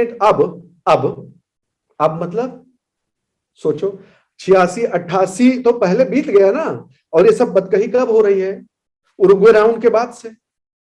उस साल को बेस बना के कहते हैं कि कोई भी कंट्री अपने प्रोडक्शन के 10% से ज्यादा का सब्सिडी नहीं देगी। जो वैल्यू है आपके प्रोडक्शन का उससे 10% से ज्यादा की सब्सिडी आप नहीं देंगे। डेवलप्ड और डेवलपिंग, अब दोनों का परेशानी समझिए, दोनों कैसे इससे प्रभावित होंगे। डेवलप्ड कंट्रीज का क्या एडवांटेज है बता सकते हैं आप, इस साइड का एडवांटेज क्या है। इस साइड का एडवांटेज मेरे दोस्त ये है कि वो उस स्टेज से कब के निकल चुके हैं जिस स्टेज में अब डेवलपिंग कंट्रीज है नंबर 1। ऑलरेडी वो भर भरा के जितना सब्सिडी देना था सब हो चुका है भाई, उनका तो सब कंप्लीट हो चुका है। और डेवलपिंग कंट्रीज अब उस फेज में आए हैं कि वो सपोर्ट करें नंबर 1, ठीक है। नंबर 1 जो है वो फेज का डिफरेंस हो गया। नंबर 2 कहा गया कि जो लोग 86 और 88 के दरमियान सब्सिडी का प्रयोग नहीं कर रहे थे अपने किसानों को प्रोटेक्ट करने का, वो अब नहीं करने पाएंगे। ये क्या समझे, इसका मतलब समझ गए।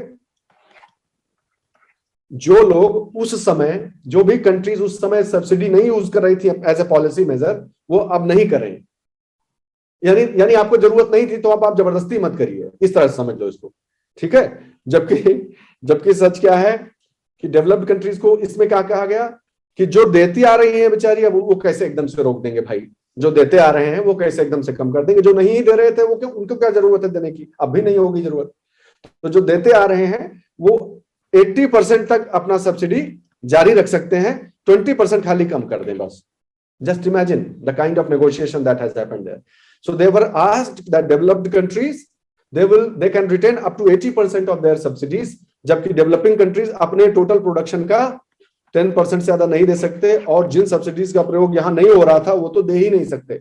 इस तरह की बात, कितना इनइक्विटेबल और कितना जो है बरियारी नहीं है तो और क्या है। बिल्कुल सही बात है, बरियारी ही है, बदमाशी है, तो जबरा ही है कि जबरा मारे और रोहू न दे, जिसको कहते हैं ना कि जब जो बदमाश है वो मारेगा भी और उसके बाद बोलेगा कि रोना भी नहीं है, वो वाली स्थिति जो है वो पैदा करने का प्रयास किया गया, ठीक है। 2 ये समझ गए आप। तीसरी भी ट्रिक आपको बतानी जरूरी है। तीसरी ट्रिक क्या थी इनकी, सब्सिडी के कुछ बॉक्सेस होते हैं, वो मैं दिखा देता हूं। सब्सिडी के जो है ना कुछ अरे ये हिल गया, कोई बात नहीं, आप समझ लें। खाली सब्सिडी के जो है कुछ टाइप्स होते हैं दोस्तों। जो सब्सिडीज इस प्रकार से दी जाती हैं जो रिसर्च और डेवलपमेंट के लिए दिए जाते हैं, ठीक है। रुको यार थोड़ा सा, ये पूरा खैर समझ लीजिए, तो मैं ठीक कर दूंगा। जो सब्सिडीज रिसर्च और डेवलपमेंट, यानी उनका डायरेक्ट कनेक्शन नहीं है, डायरेक्टली मार्केट को डिस्टॉर्ट नहीं करते हैं वो, ऐसे प्रकार की सब्सिडीज जो डायरेक्टली मार्केट को नहीं डिस्टॉर्ट करते हैं कि लो हमसे ले लो पैसा और खूब कॉम्पिटेटिव बने रहो, ऐसा जब नहीं करें। यानी हम इनडायरेक्टली अपने अपने पूरे सेक्टर को आगे बढ़ाना चाहते हैं, हम मार्केट को डिस्टॉर्ट करने वाली चीजें नहीं कर रहे हैं। यानी हम क्या नहीं कर रहे हैं, हम फूड फर्टिलाइजर इस टाइप के सब्सिडीज नहीं दे रहे हैं।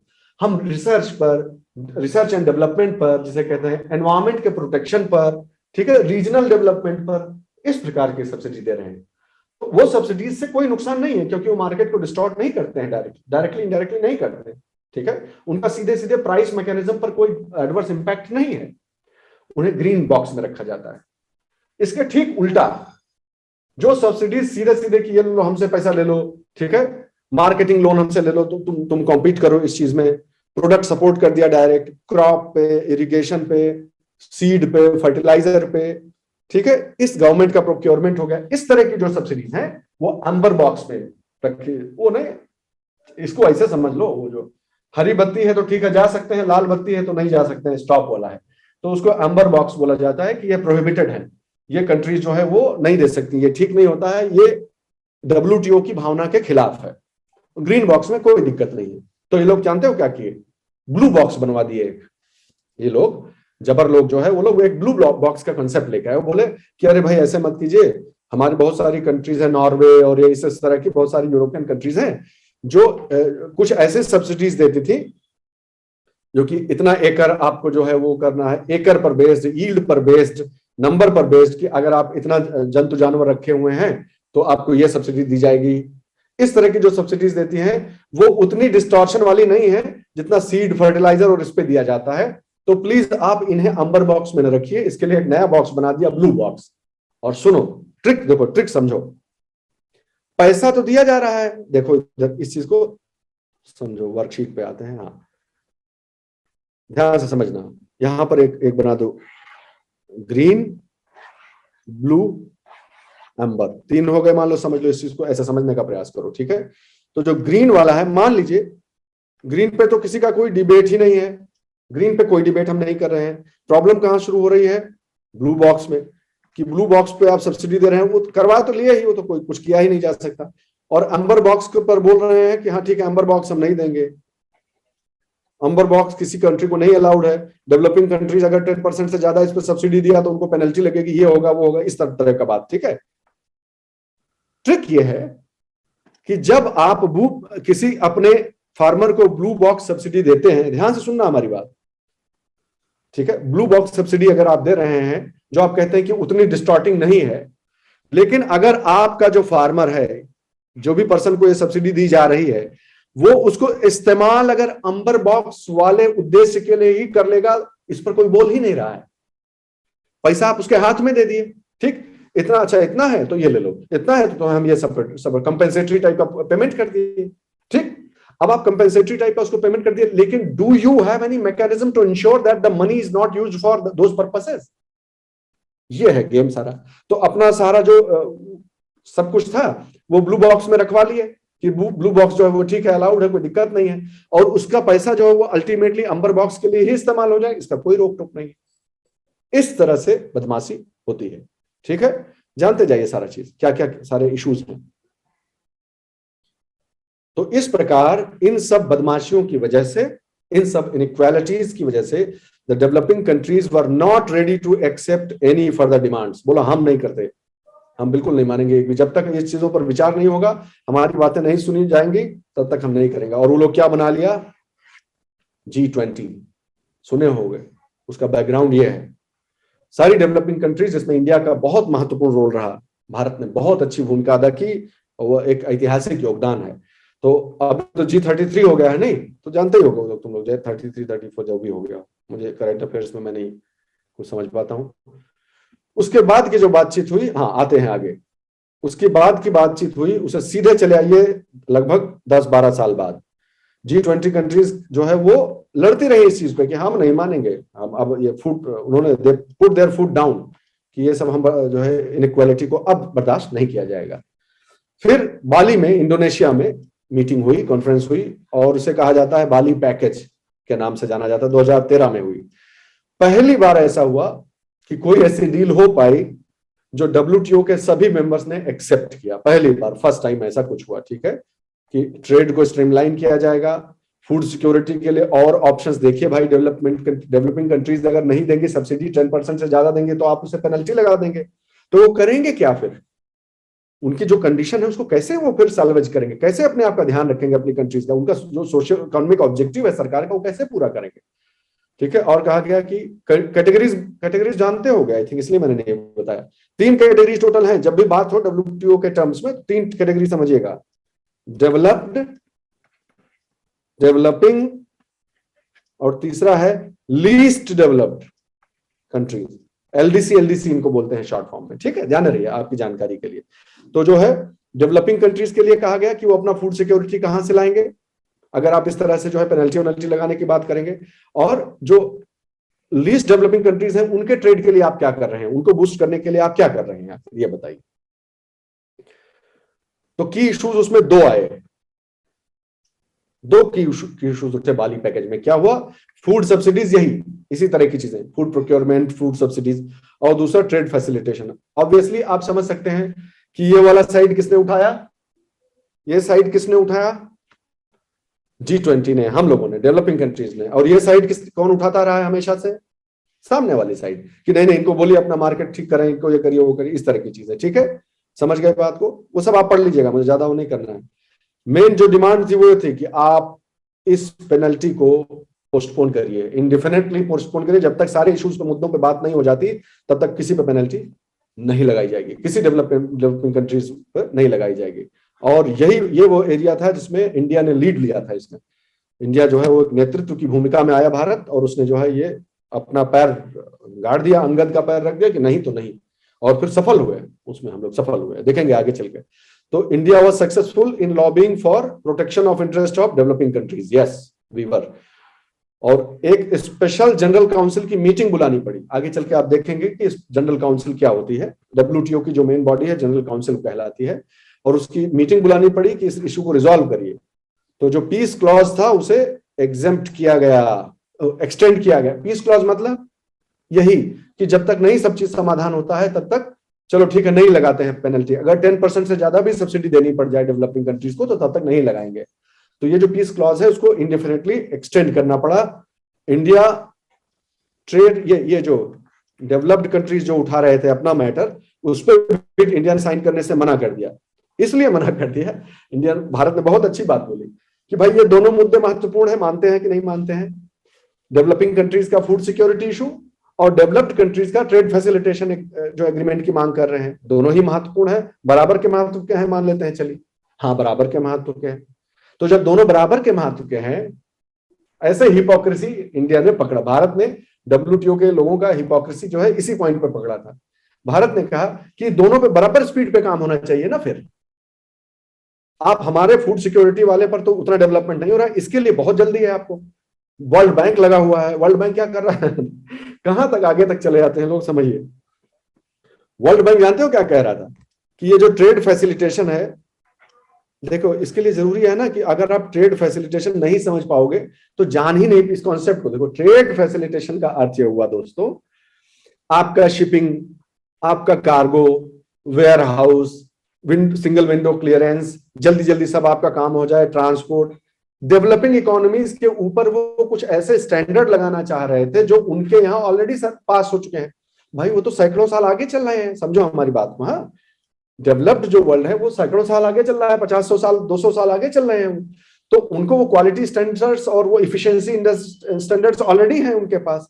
उसको वो डेवलपिंग कंट्रीज में इंपोज कर रहे हैं कि आपके यहाँ भी इतने दिन में क्लियर हो जाना चाहिए, ये बिल इतने दिन में पास हो जाना चाहिए, ये परमिशन इतनी जल्दी मिल जानी चाहिए। समझ रहे हो ना मेरी बात? ये शिप जो है इतने दिन में निकल जानी चाहिए, कोई इसके ज्यादा नहीं रोकना चाहिए। इस तरह की चीजें वो उन पर इंपोज कर रहे हैं। अब दिक्कत क्या है, जब 100 साल का 50 साल का इस तरह का फासला है दोस्तों, उस चीज को, समय को पैसे से ही तो खरीदना पड़ेगा। अगर आप उस स्टैंडर्ड को यहां फॉलो करना चाह रहे हैं तो फिर इन्वेस्टमेंट करना पड़ेगा ना डेवलपिंग कंट्रीज को। कहां से पैसा लाएंगे वो? तो ऐसा नहीं कि भारत या अन्य जो विकासशील देश थे वो ऐसे ही उसको खाली खुन्नस में नहीं मना कर रहे थे, उसकी बहुत हैवी कॉस्ट है ना। आप वो स्टैंडर्ड्स को यहाँ क्वालिटी स्टैंडर्ड्स और ये सब यहाँ इन्फोर्स करने जाएंगे तो बहुत हैवी इन्वेस्टमेंट होगा उसमें। और देखिए कैसे चीजें आपस में जुड़ी हुई हैं। और जो हमारा इशू है फूड सिक्योरिटी का, वो आप सॉल्व नहीं कर रहे हैं। हमारे फूड सिक्योरिटी पे हम ऑलरेडी खर्चा कर रहे हैं, उसको बिना सॉल्व किए हुए आप कह रहे हैं कि ट्रेड फैसिलिटेशन कराओ, जो कि हमारे ही बजट में से फिर एक्स्ट्रा खर्चा होगा। You are getting my point? So that's not done. So India said कि we fail to reconcile the difference between the speed with which these two matters have traveled. ये ट्रेड फैसिलिटेशन तो बहुत तेज चल रहा है और फूड सिक्योरिटी पे आप लोग सो रहे हैं, नहीं साइन करेंगे। इंडिया रिफ्यूज टू साइन, नहीं किया तो नहीं किया भाई साइन। अंडरस्टैंड? ये चीजें हैं, समझते जाइए। तो वही बात यहां कही जा रही है कि भाई डेवलपिंग कंट्रीज को जरूरत क्या है उस स्टैंडर्ड्स को फॉलो करना जो डेवलप्ड कंट्रीज के हैं। क्यों हम फॉलो करें वो भाई? आपको सिंपल चीज से मतलब है कि एफिशिएंसी होनी चाहिए, करप्शन नहीं होना चाहिए। हाँ ठीक है, we will achieve in our own way. We should not be asked to imitate a particular western model into our country और इकोनॉमी। That's not correct. वो नहीं ठीक बात है। ठीक है, तो इसलिए हाँ, तो वर्ल्ड बैंक की मैं बात कर रहा था, अब आप समझ जाएंगे। वर्ल्ड बैंक जो है वो लोन जुटाने में, लोन तैयार करने में जुट गया कि भाई डेवलपिंग कंट्रीज को ट्रेड फैसिलिटेशन करवाना है तो हम लोन देने को तैयार हैं। You understand what I am saying? I don't want to say that on camera. Do you understand which kind of, I mean, चलो छोड़ देते हैं, आगे बढ़ जाइए। आप समझ रहे हैं कि कहां तक, किस लेवल तक का लोग करते हैं जो है चालाकी जिसे कहते हैं। ठीक है, इसे नेगोशिएशन का नाम दिया जाता है, तो बदमाशी है। खैर, फिर 2015 में वो जो था अपना बाली पैकेज, इंडिया साइन वाइन नहीं किया। 2015 में फिर नैरोबी पैकेज, नैरोबी में हुई मीटिंग, वहां 6 मिनिस्ट्रियल डिसीजंस लिए गए।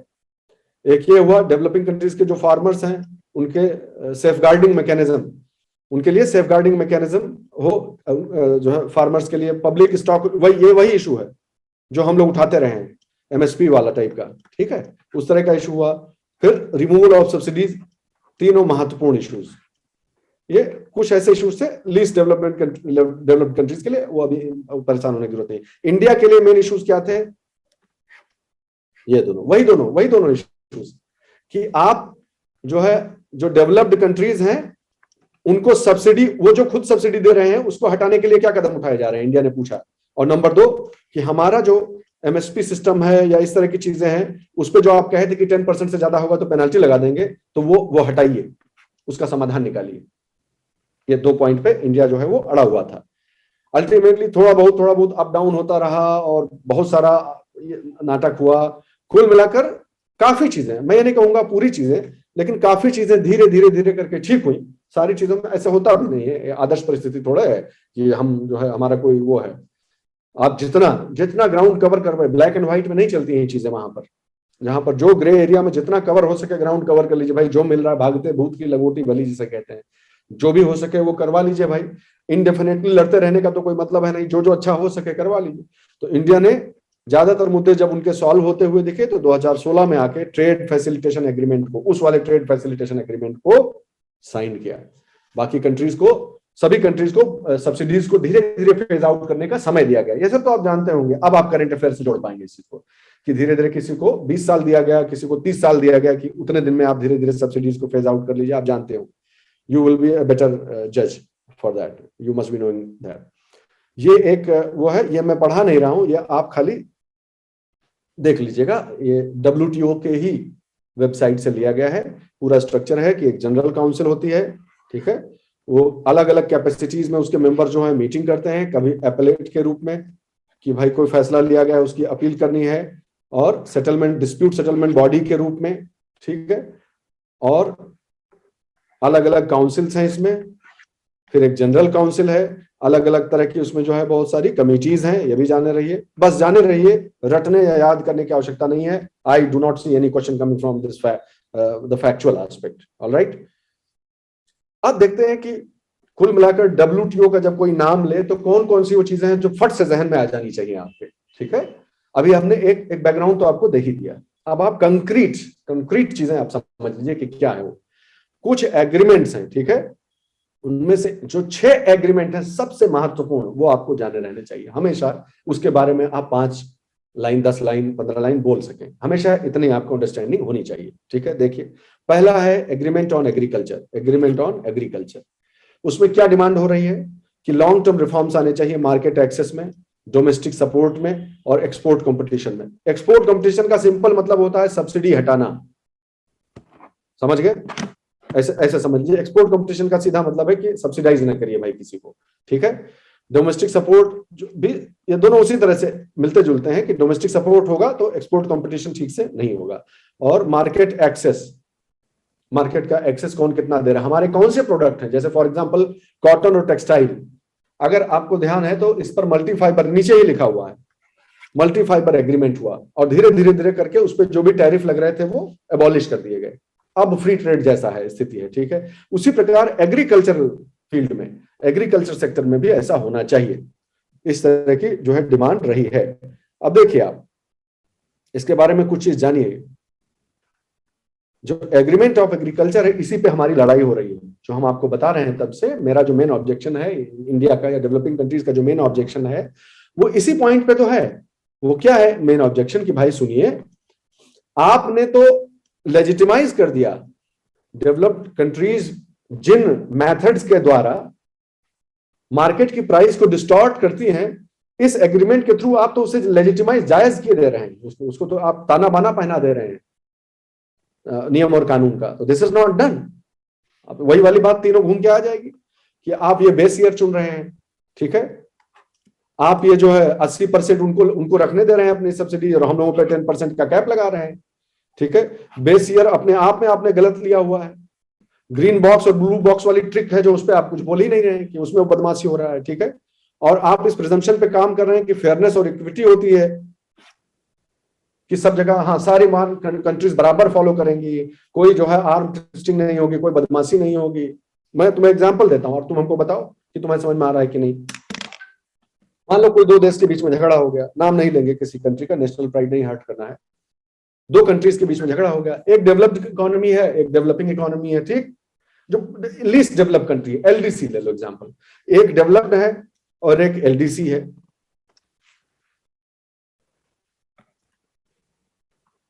ठीक, ये दोनों लोग जो है वो जाते हैं डब्ल्यूटीओ के पास और इनकी जो डिस्प्यूट सेटलमेंट बॉडी है उसके पास जाते हैं कि देखिए हमारा झगड़ा हो गया है। इमेजिन कीजिए, कल्पना कीजिए कि जो एलडीसी है वो जीत जाता है, वो जीत गया, मान लीजिए कि वो केस जीत गया। ठीक, अब जो डिस्प्यूट सेटलमेंट बॉडी है वो किस तरह की बॉडी है? वो एक रिकमेंडेशन करने वाली बॉडी है कि हाँ आप जो है वो, हम इस कंट्री को जो है इजाजत देते हैं कि वो इसके खिलाफ सैंक्शंस लगा सकता है। ठीक है, ये लीस्ट डेवलपमेंट कंट्री जो कि अभी अभी मुकदमा जीता है कह लीजिए, वो इनके ऊपर सैंक्शन लगा सकता है। तो क्या लगाएगा सैंक्शन? Least develop country. कौन किसके ऊपर डिपेंडेंट है? पॉइंट समझ गए? हाँ, अगर ऐसा होता, अगर ये अरेंजमेंट इस तरह का होता कि बाकी सब लोग मिलकर इसको लताड़ेंगे, तब समझ में आता है ना। बाकी सब लोग, अगर एक कलेक्टिव प्रेशर क्रिएट करने की कोई बात होती तब समझ में आता है। ये अगर जीत भी जाए, लीस्ट डेवलप कंट्री कोई जीत भी जाए तो क्या कर लेगी उसका? नथिंग। तो इस तरह की सिचुएशन है एक्चुअली। सो ये जो प्रिजम्पशन पे चलता है डब्ल्यूटीओ जो है वो, that's not workable, that will not work actually, that's how it is. यानी ये बदला लेने वाली बात हो चुकी कि अच्छा वो तुमको मारा था, जाओ तुम भी मारे हो। अरे कैसे? अगर मैं उस पोजीशन में होता तो वो मारता ही क्यों मुझे? समझ गए बात?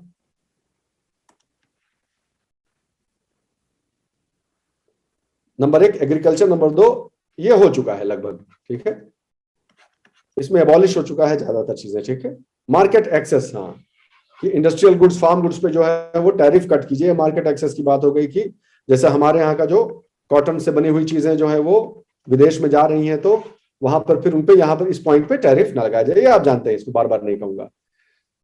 ये आया सब जो है, इन्वेस्टमेंट वाला एक इशू है खतरनाक, और एक इंटेलेक्चुअल प्रॉपर्टी वाला, ये दोनों जान लीजिए। ये देखिए एक बार पहले दिखा देता हूं आपको, ये दोनों बहुत इंपॉर्टेंट है, ट्रिम्स और ट्रिप्स। ट्रिम्स और ट्रिप्स दोनों बहुत इंपॉर्टेंट है, और अभी आपको इनके पीछे की कंट्रोवर्सी में बताता हूं क्या है, समझिए इस बात को।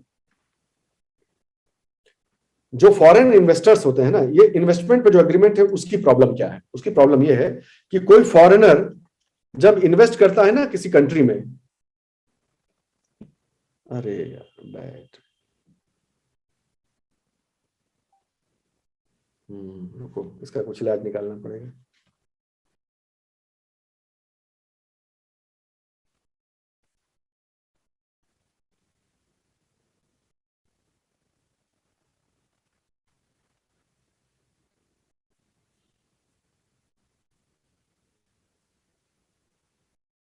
Give me minute, give me minute.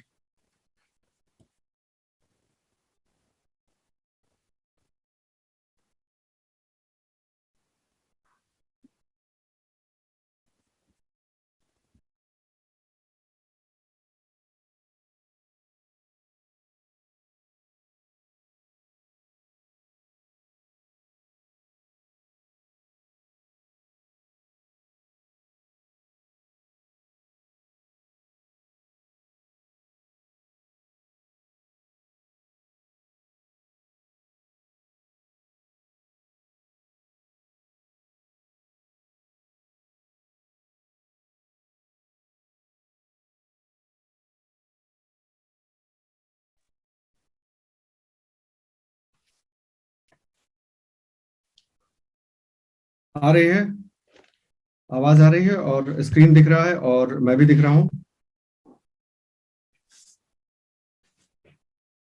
Okay ठीक, तो आगे बढ़ते हैं। मैं कह रहा था कि इन्वेस्टमेंट्स रिलेटेड चीजों में क्या इशू है। तो इन्वेस्टमेंट्स रिलेटेड चीज में सबसे इंपॉर्टेंट इशू क्या है कि जब कोई फॉरेनर किसी दूसरी कंट्री में इन्वेस्ट करता है ना, तो अपने साथ बहुत सारे रिस्ट्रिक्शन लेकर आता है कि इस पर्टिकुलर प्रोडक्ट के लिए, इस चीज के लिए, इस चीज के लिए ये टेक्नोलॉजी यूज करेगी जो हम ला रहे हैं।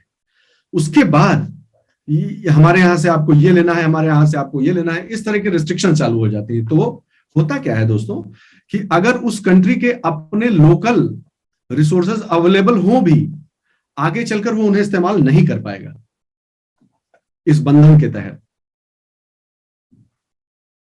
अच्छा नहीं दिख रहा हूं मैं, क्यों भाई ऐसा क्यों हो रहा है?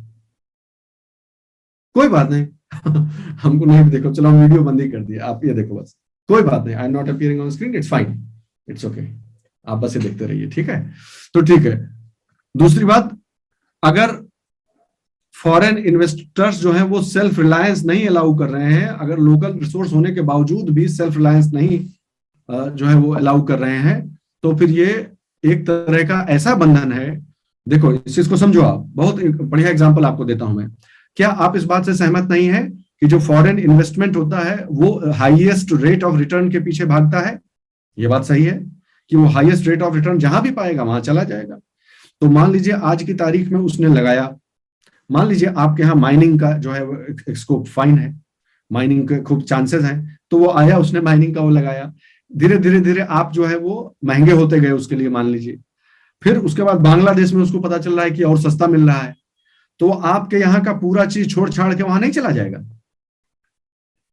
तो उसका कोई परमानेंट कमिटमेंट नहीं होता है। जिस कंट्री में फॉरेन इन्वेस्टमेंट ज्यादा है, ग्लोबलाइजेशन का यही तो दिक्कत है कि जिस कंट्री में वो जा रहा है उससे उसका कोई परमानेंट इमोशनल अटैचमेंट थोड़ा है कि मेरी मदरलैंड है, हमको सस्टेनेबल रखना चाहिए। वो हैविली एक्सप्लॉइट करेगा आपके एनवायरमेंट को, क्योंकि वो जानता है टाइम लिमिटेड है उसके पास, तो जल्दी जल्दी ओवर एक्सप्लॉइटेशन कर देगा आपके रिसोर्सेज को, और उसके बाद भी रुकेगा नहीं, उसके बाद भी उसकी कोई लॉयल्टी नहीं है।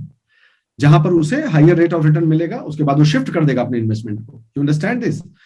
फिर डबल स्टैंडर्ड्स भी होते थे, जैसे बहुत बढ़िया चीज है, ये इंपॉर्टेंट चीज है, समझिएगा इसको। जो इनके क्वालिटी कंट्रोल है ना, ये लोग बदमाशी क्या करते थे बाहर वाले कि क्वालिटी कंट्रोल बैठा रखा है कि ये स्टैंडर्ड पूरे होंगे भाई, पैकेजिंग कैसी होगी, लेबलिंग ऐसी होगी, यूनिफॉर्मिटी है कि नहीं, रजिस्ट्रेशन करवाया कि नहीं, इस तरह की फर्जी फर्जी चीजें करके। कुछ चीजों में अच्छा भी होता है, वो इंप्रूवमेंट होना चाहिए, लेकिन जब वो एक टूल की तरह इस्तेमाल हो then it is not good. तो कैसे करते हैं, देखिए भेदभाव कैसे होता है, नॉन टैरिफ डिस्क्रिमिनेशन देखिए कैसे होता है। ऐसे प्रोडक्ट जिसमें टेक्नोलॉजी का रोल लो है, ठीक है, जैसे जो हमारे यहां से आ रहे हैं, डेवलपिंग कंट्री से जो प्रोडक्ट आ रहे हैं उनमें टेक्नोलॉजी कम है, तो वो प्रोडक्ट जो है कॉटन हो गया, इस सब तरह की चीजें जो है, कॉटन प्रोडक्ट हो गए, फार्मिंग से रिलेटेड कुछ प्रोडक्ट हो गए, उन पर बहुत कड़ा बहुत कड़ा क्वालिटी स्टैंडर्ड रखा हुआ है कि रिजेक्ट कर दो इनका किसी तरह से, ठीक है। और जो टेक्नोलॉजी वाले हैं उनके लिए कोई दिक्कत नहीं, तो आपस में एक डेवलप्ड कंट्री से दूसरे डेवलप में जा रहा है, कोई दिक्कत नहीं है। लेकिन अगर डेवलपिंग से जा रहा है जो कि ऑब्वियसली लो टेक्नोलॉजी वाला होगा, उसको यहाँ पे रोक दे रहे हैं आप। इस तरह की बदमाशी हो रही है। फिर नया नया चीज ले आ रहे हैं आप, ये देखिए लेबर स्टैंडर्ड और एनवायरमेंट। एनवायरमेंट का तो तुमने देख ही लिया, एनवायरमेंट का एग्जांपल आपको दिया था मैंने, आपको ध्यान होगा, वही क्लासिक एग्जांपल है।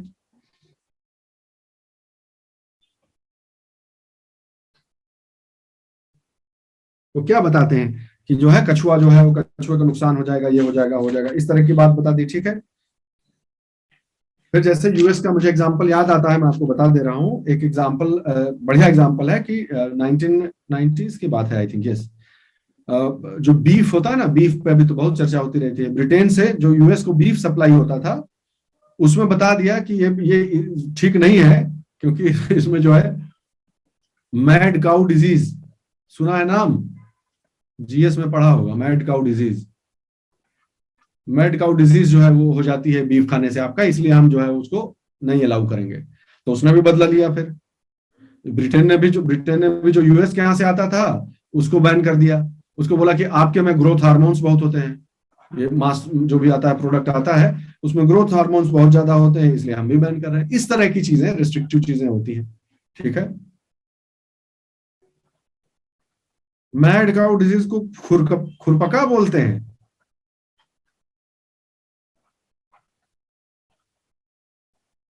अच्छा, मुझे नहीं मालूम भाई। हाँ, किस चीज से होता है मैड काउ मालूम है? कौन सी चीज से होता है मैड काउ डिजीज, जल्दी बताओ, इकोनॉमी की क्लास में साइंस में परेशान कर रहे हैं। एक तरह की गलत तरीके से फोल्ड हो चुकी हुई प्रोटीन से होता है, अगर मुझे ध्यान से याद आ रहा है तो। इसमें तो खैर दिक्कत नहीं होनी चाहिए। जिन्हें क्या बोलते हैं,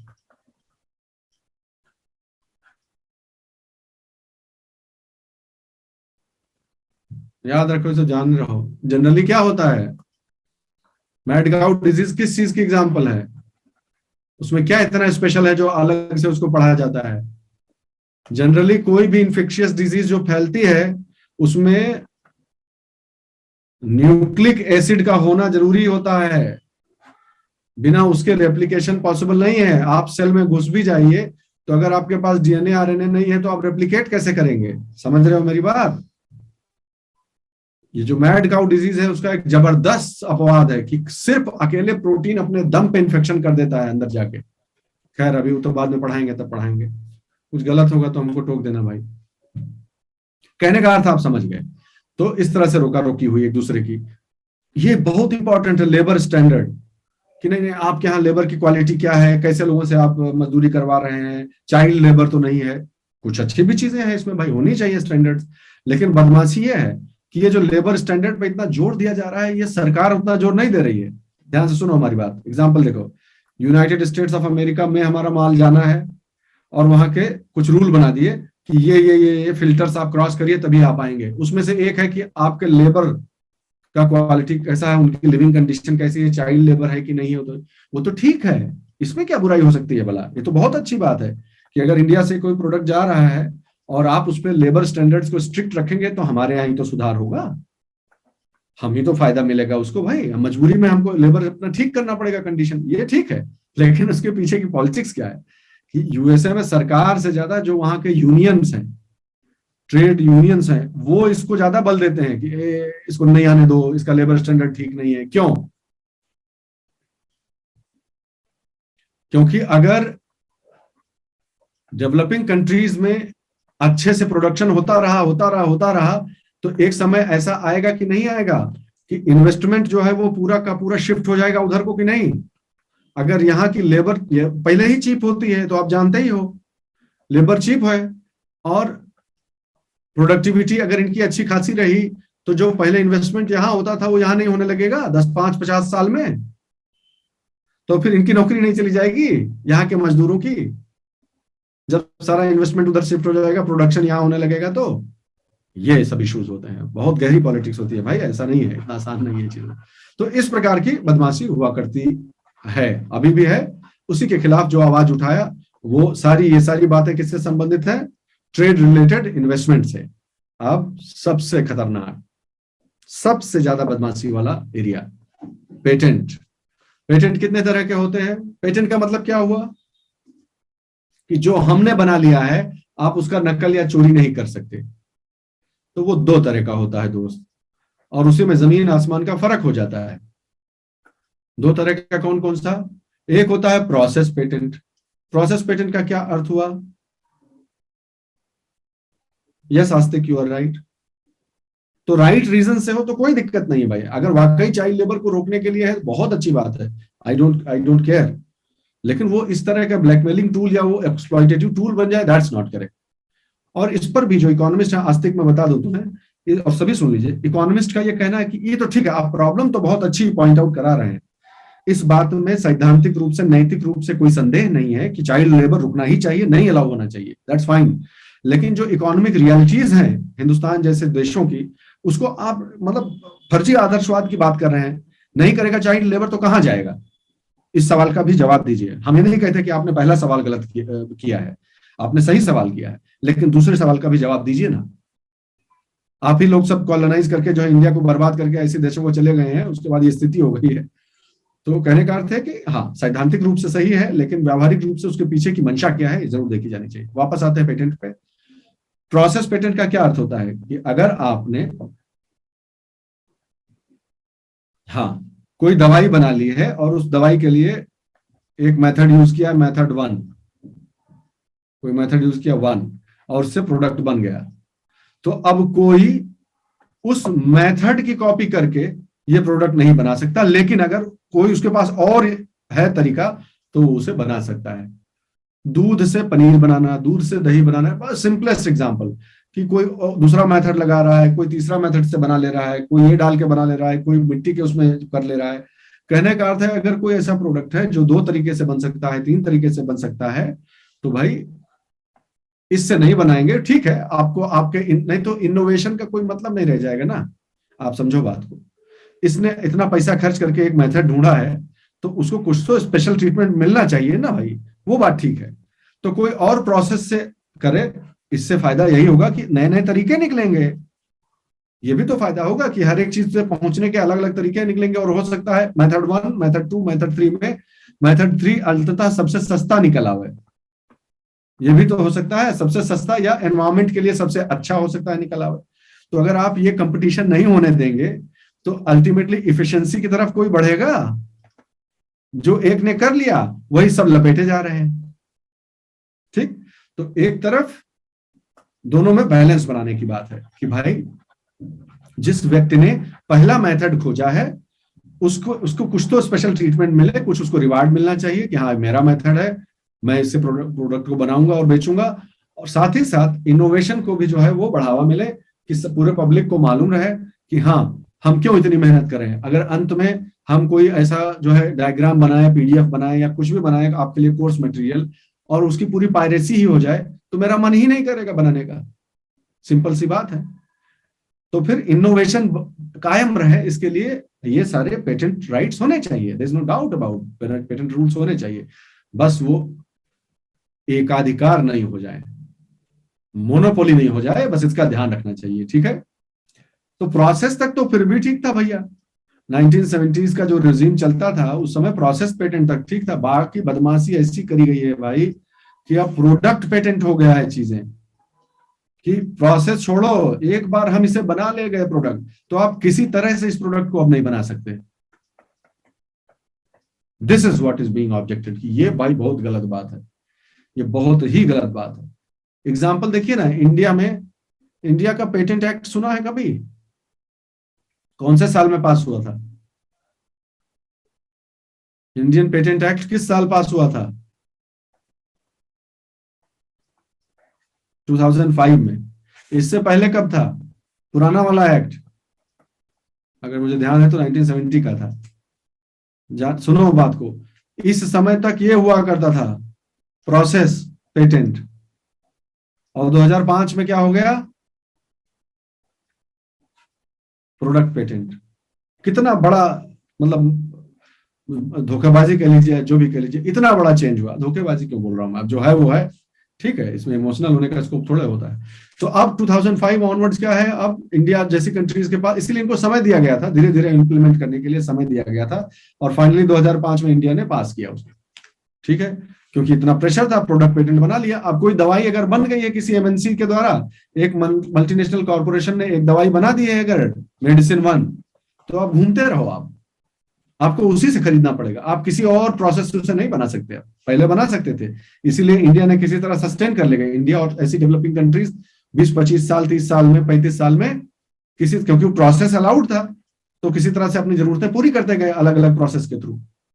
यू अंडरस्टैंड माई पॉइंट। लेकिन अब प्रोडक्ट पेटेंट आ गया तो खेल खत्म। अब सोचो कि यही पेटेंट अगर खेती बाड़ी के क्षेत्र में ले आया जाए, कितने सीरियस कॉन्सिक्वेंसेस इसके होंगे, इमेजिन करो। क्यों सीरियस कॉन्सिक्वेंस होंगे भाई, एग्रीकल्चर में लादने के लिए क्यों कॉन्सिक्वेंस सीरियस ज्यादा होगा? क्योंकि भाई यहां पे जो रिसर्च एंड डेवलपमेंट होता है वो मेनली डेवलपिंग कंट्रीज में कौन करता है, एग्रीकल्चर के क्षेत्र में कौन करता है मेनली? सरकार। IARI, फलाना Pusa institute, rice research institute, कितने हैं, सब किसके हैं? सरकार के हैं, ये सब सरकार के हैं डेवलपिंग इकोनॉमीज में। और डेवलप्ड इकोनॉमीज में कौन कौन करता है यही काम?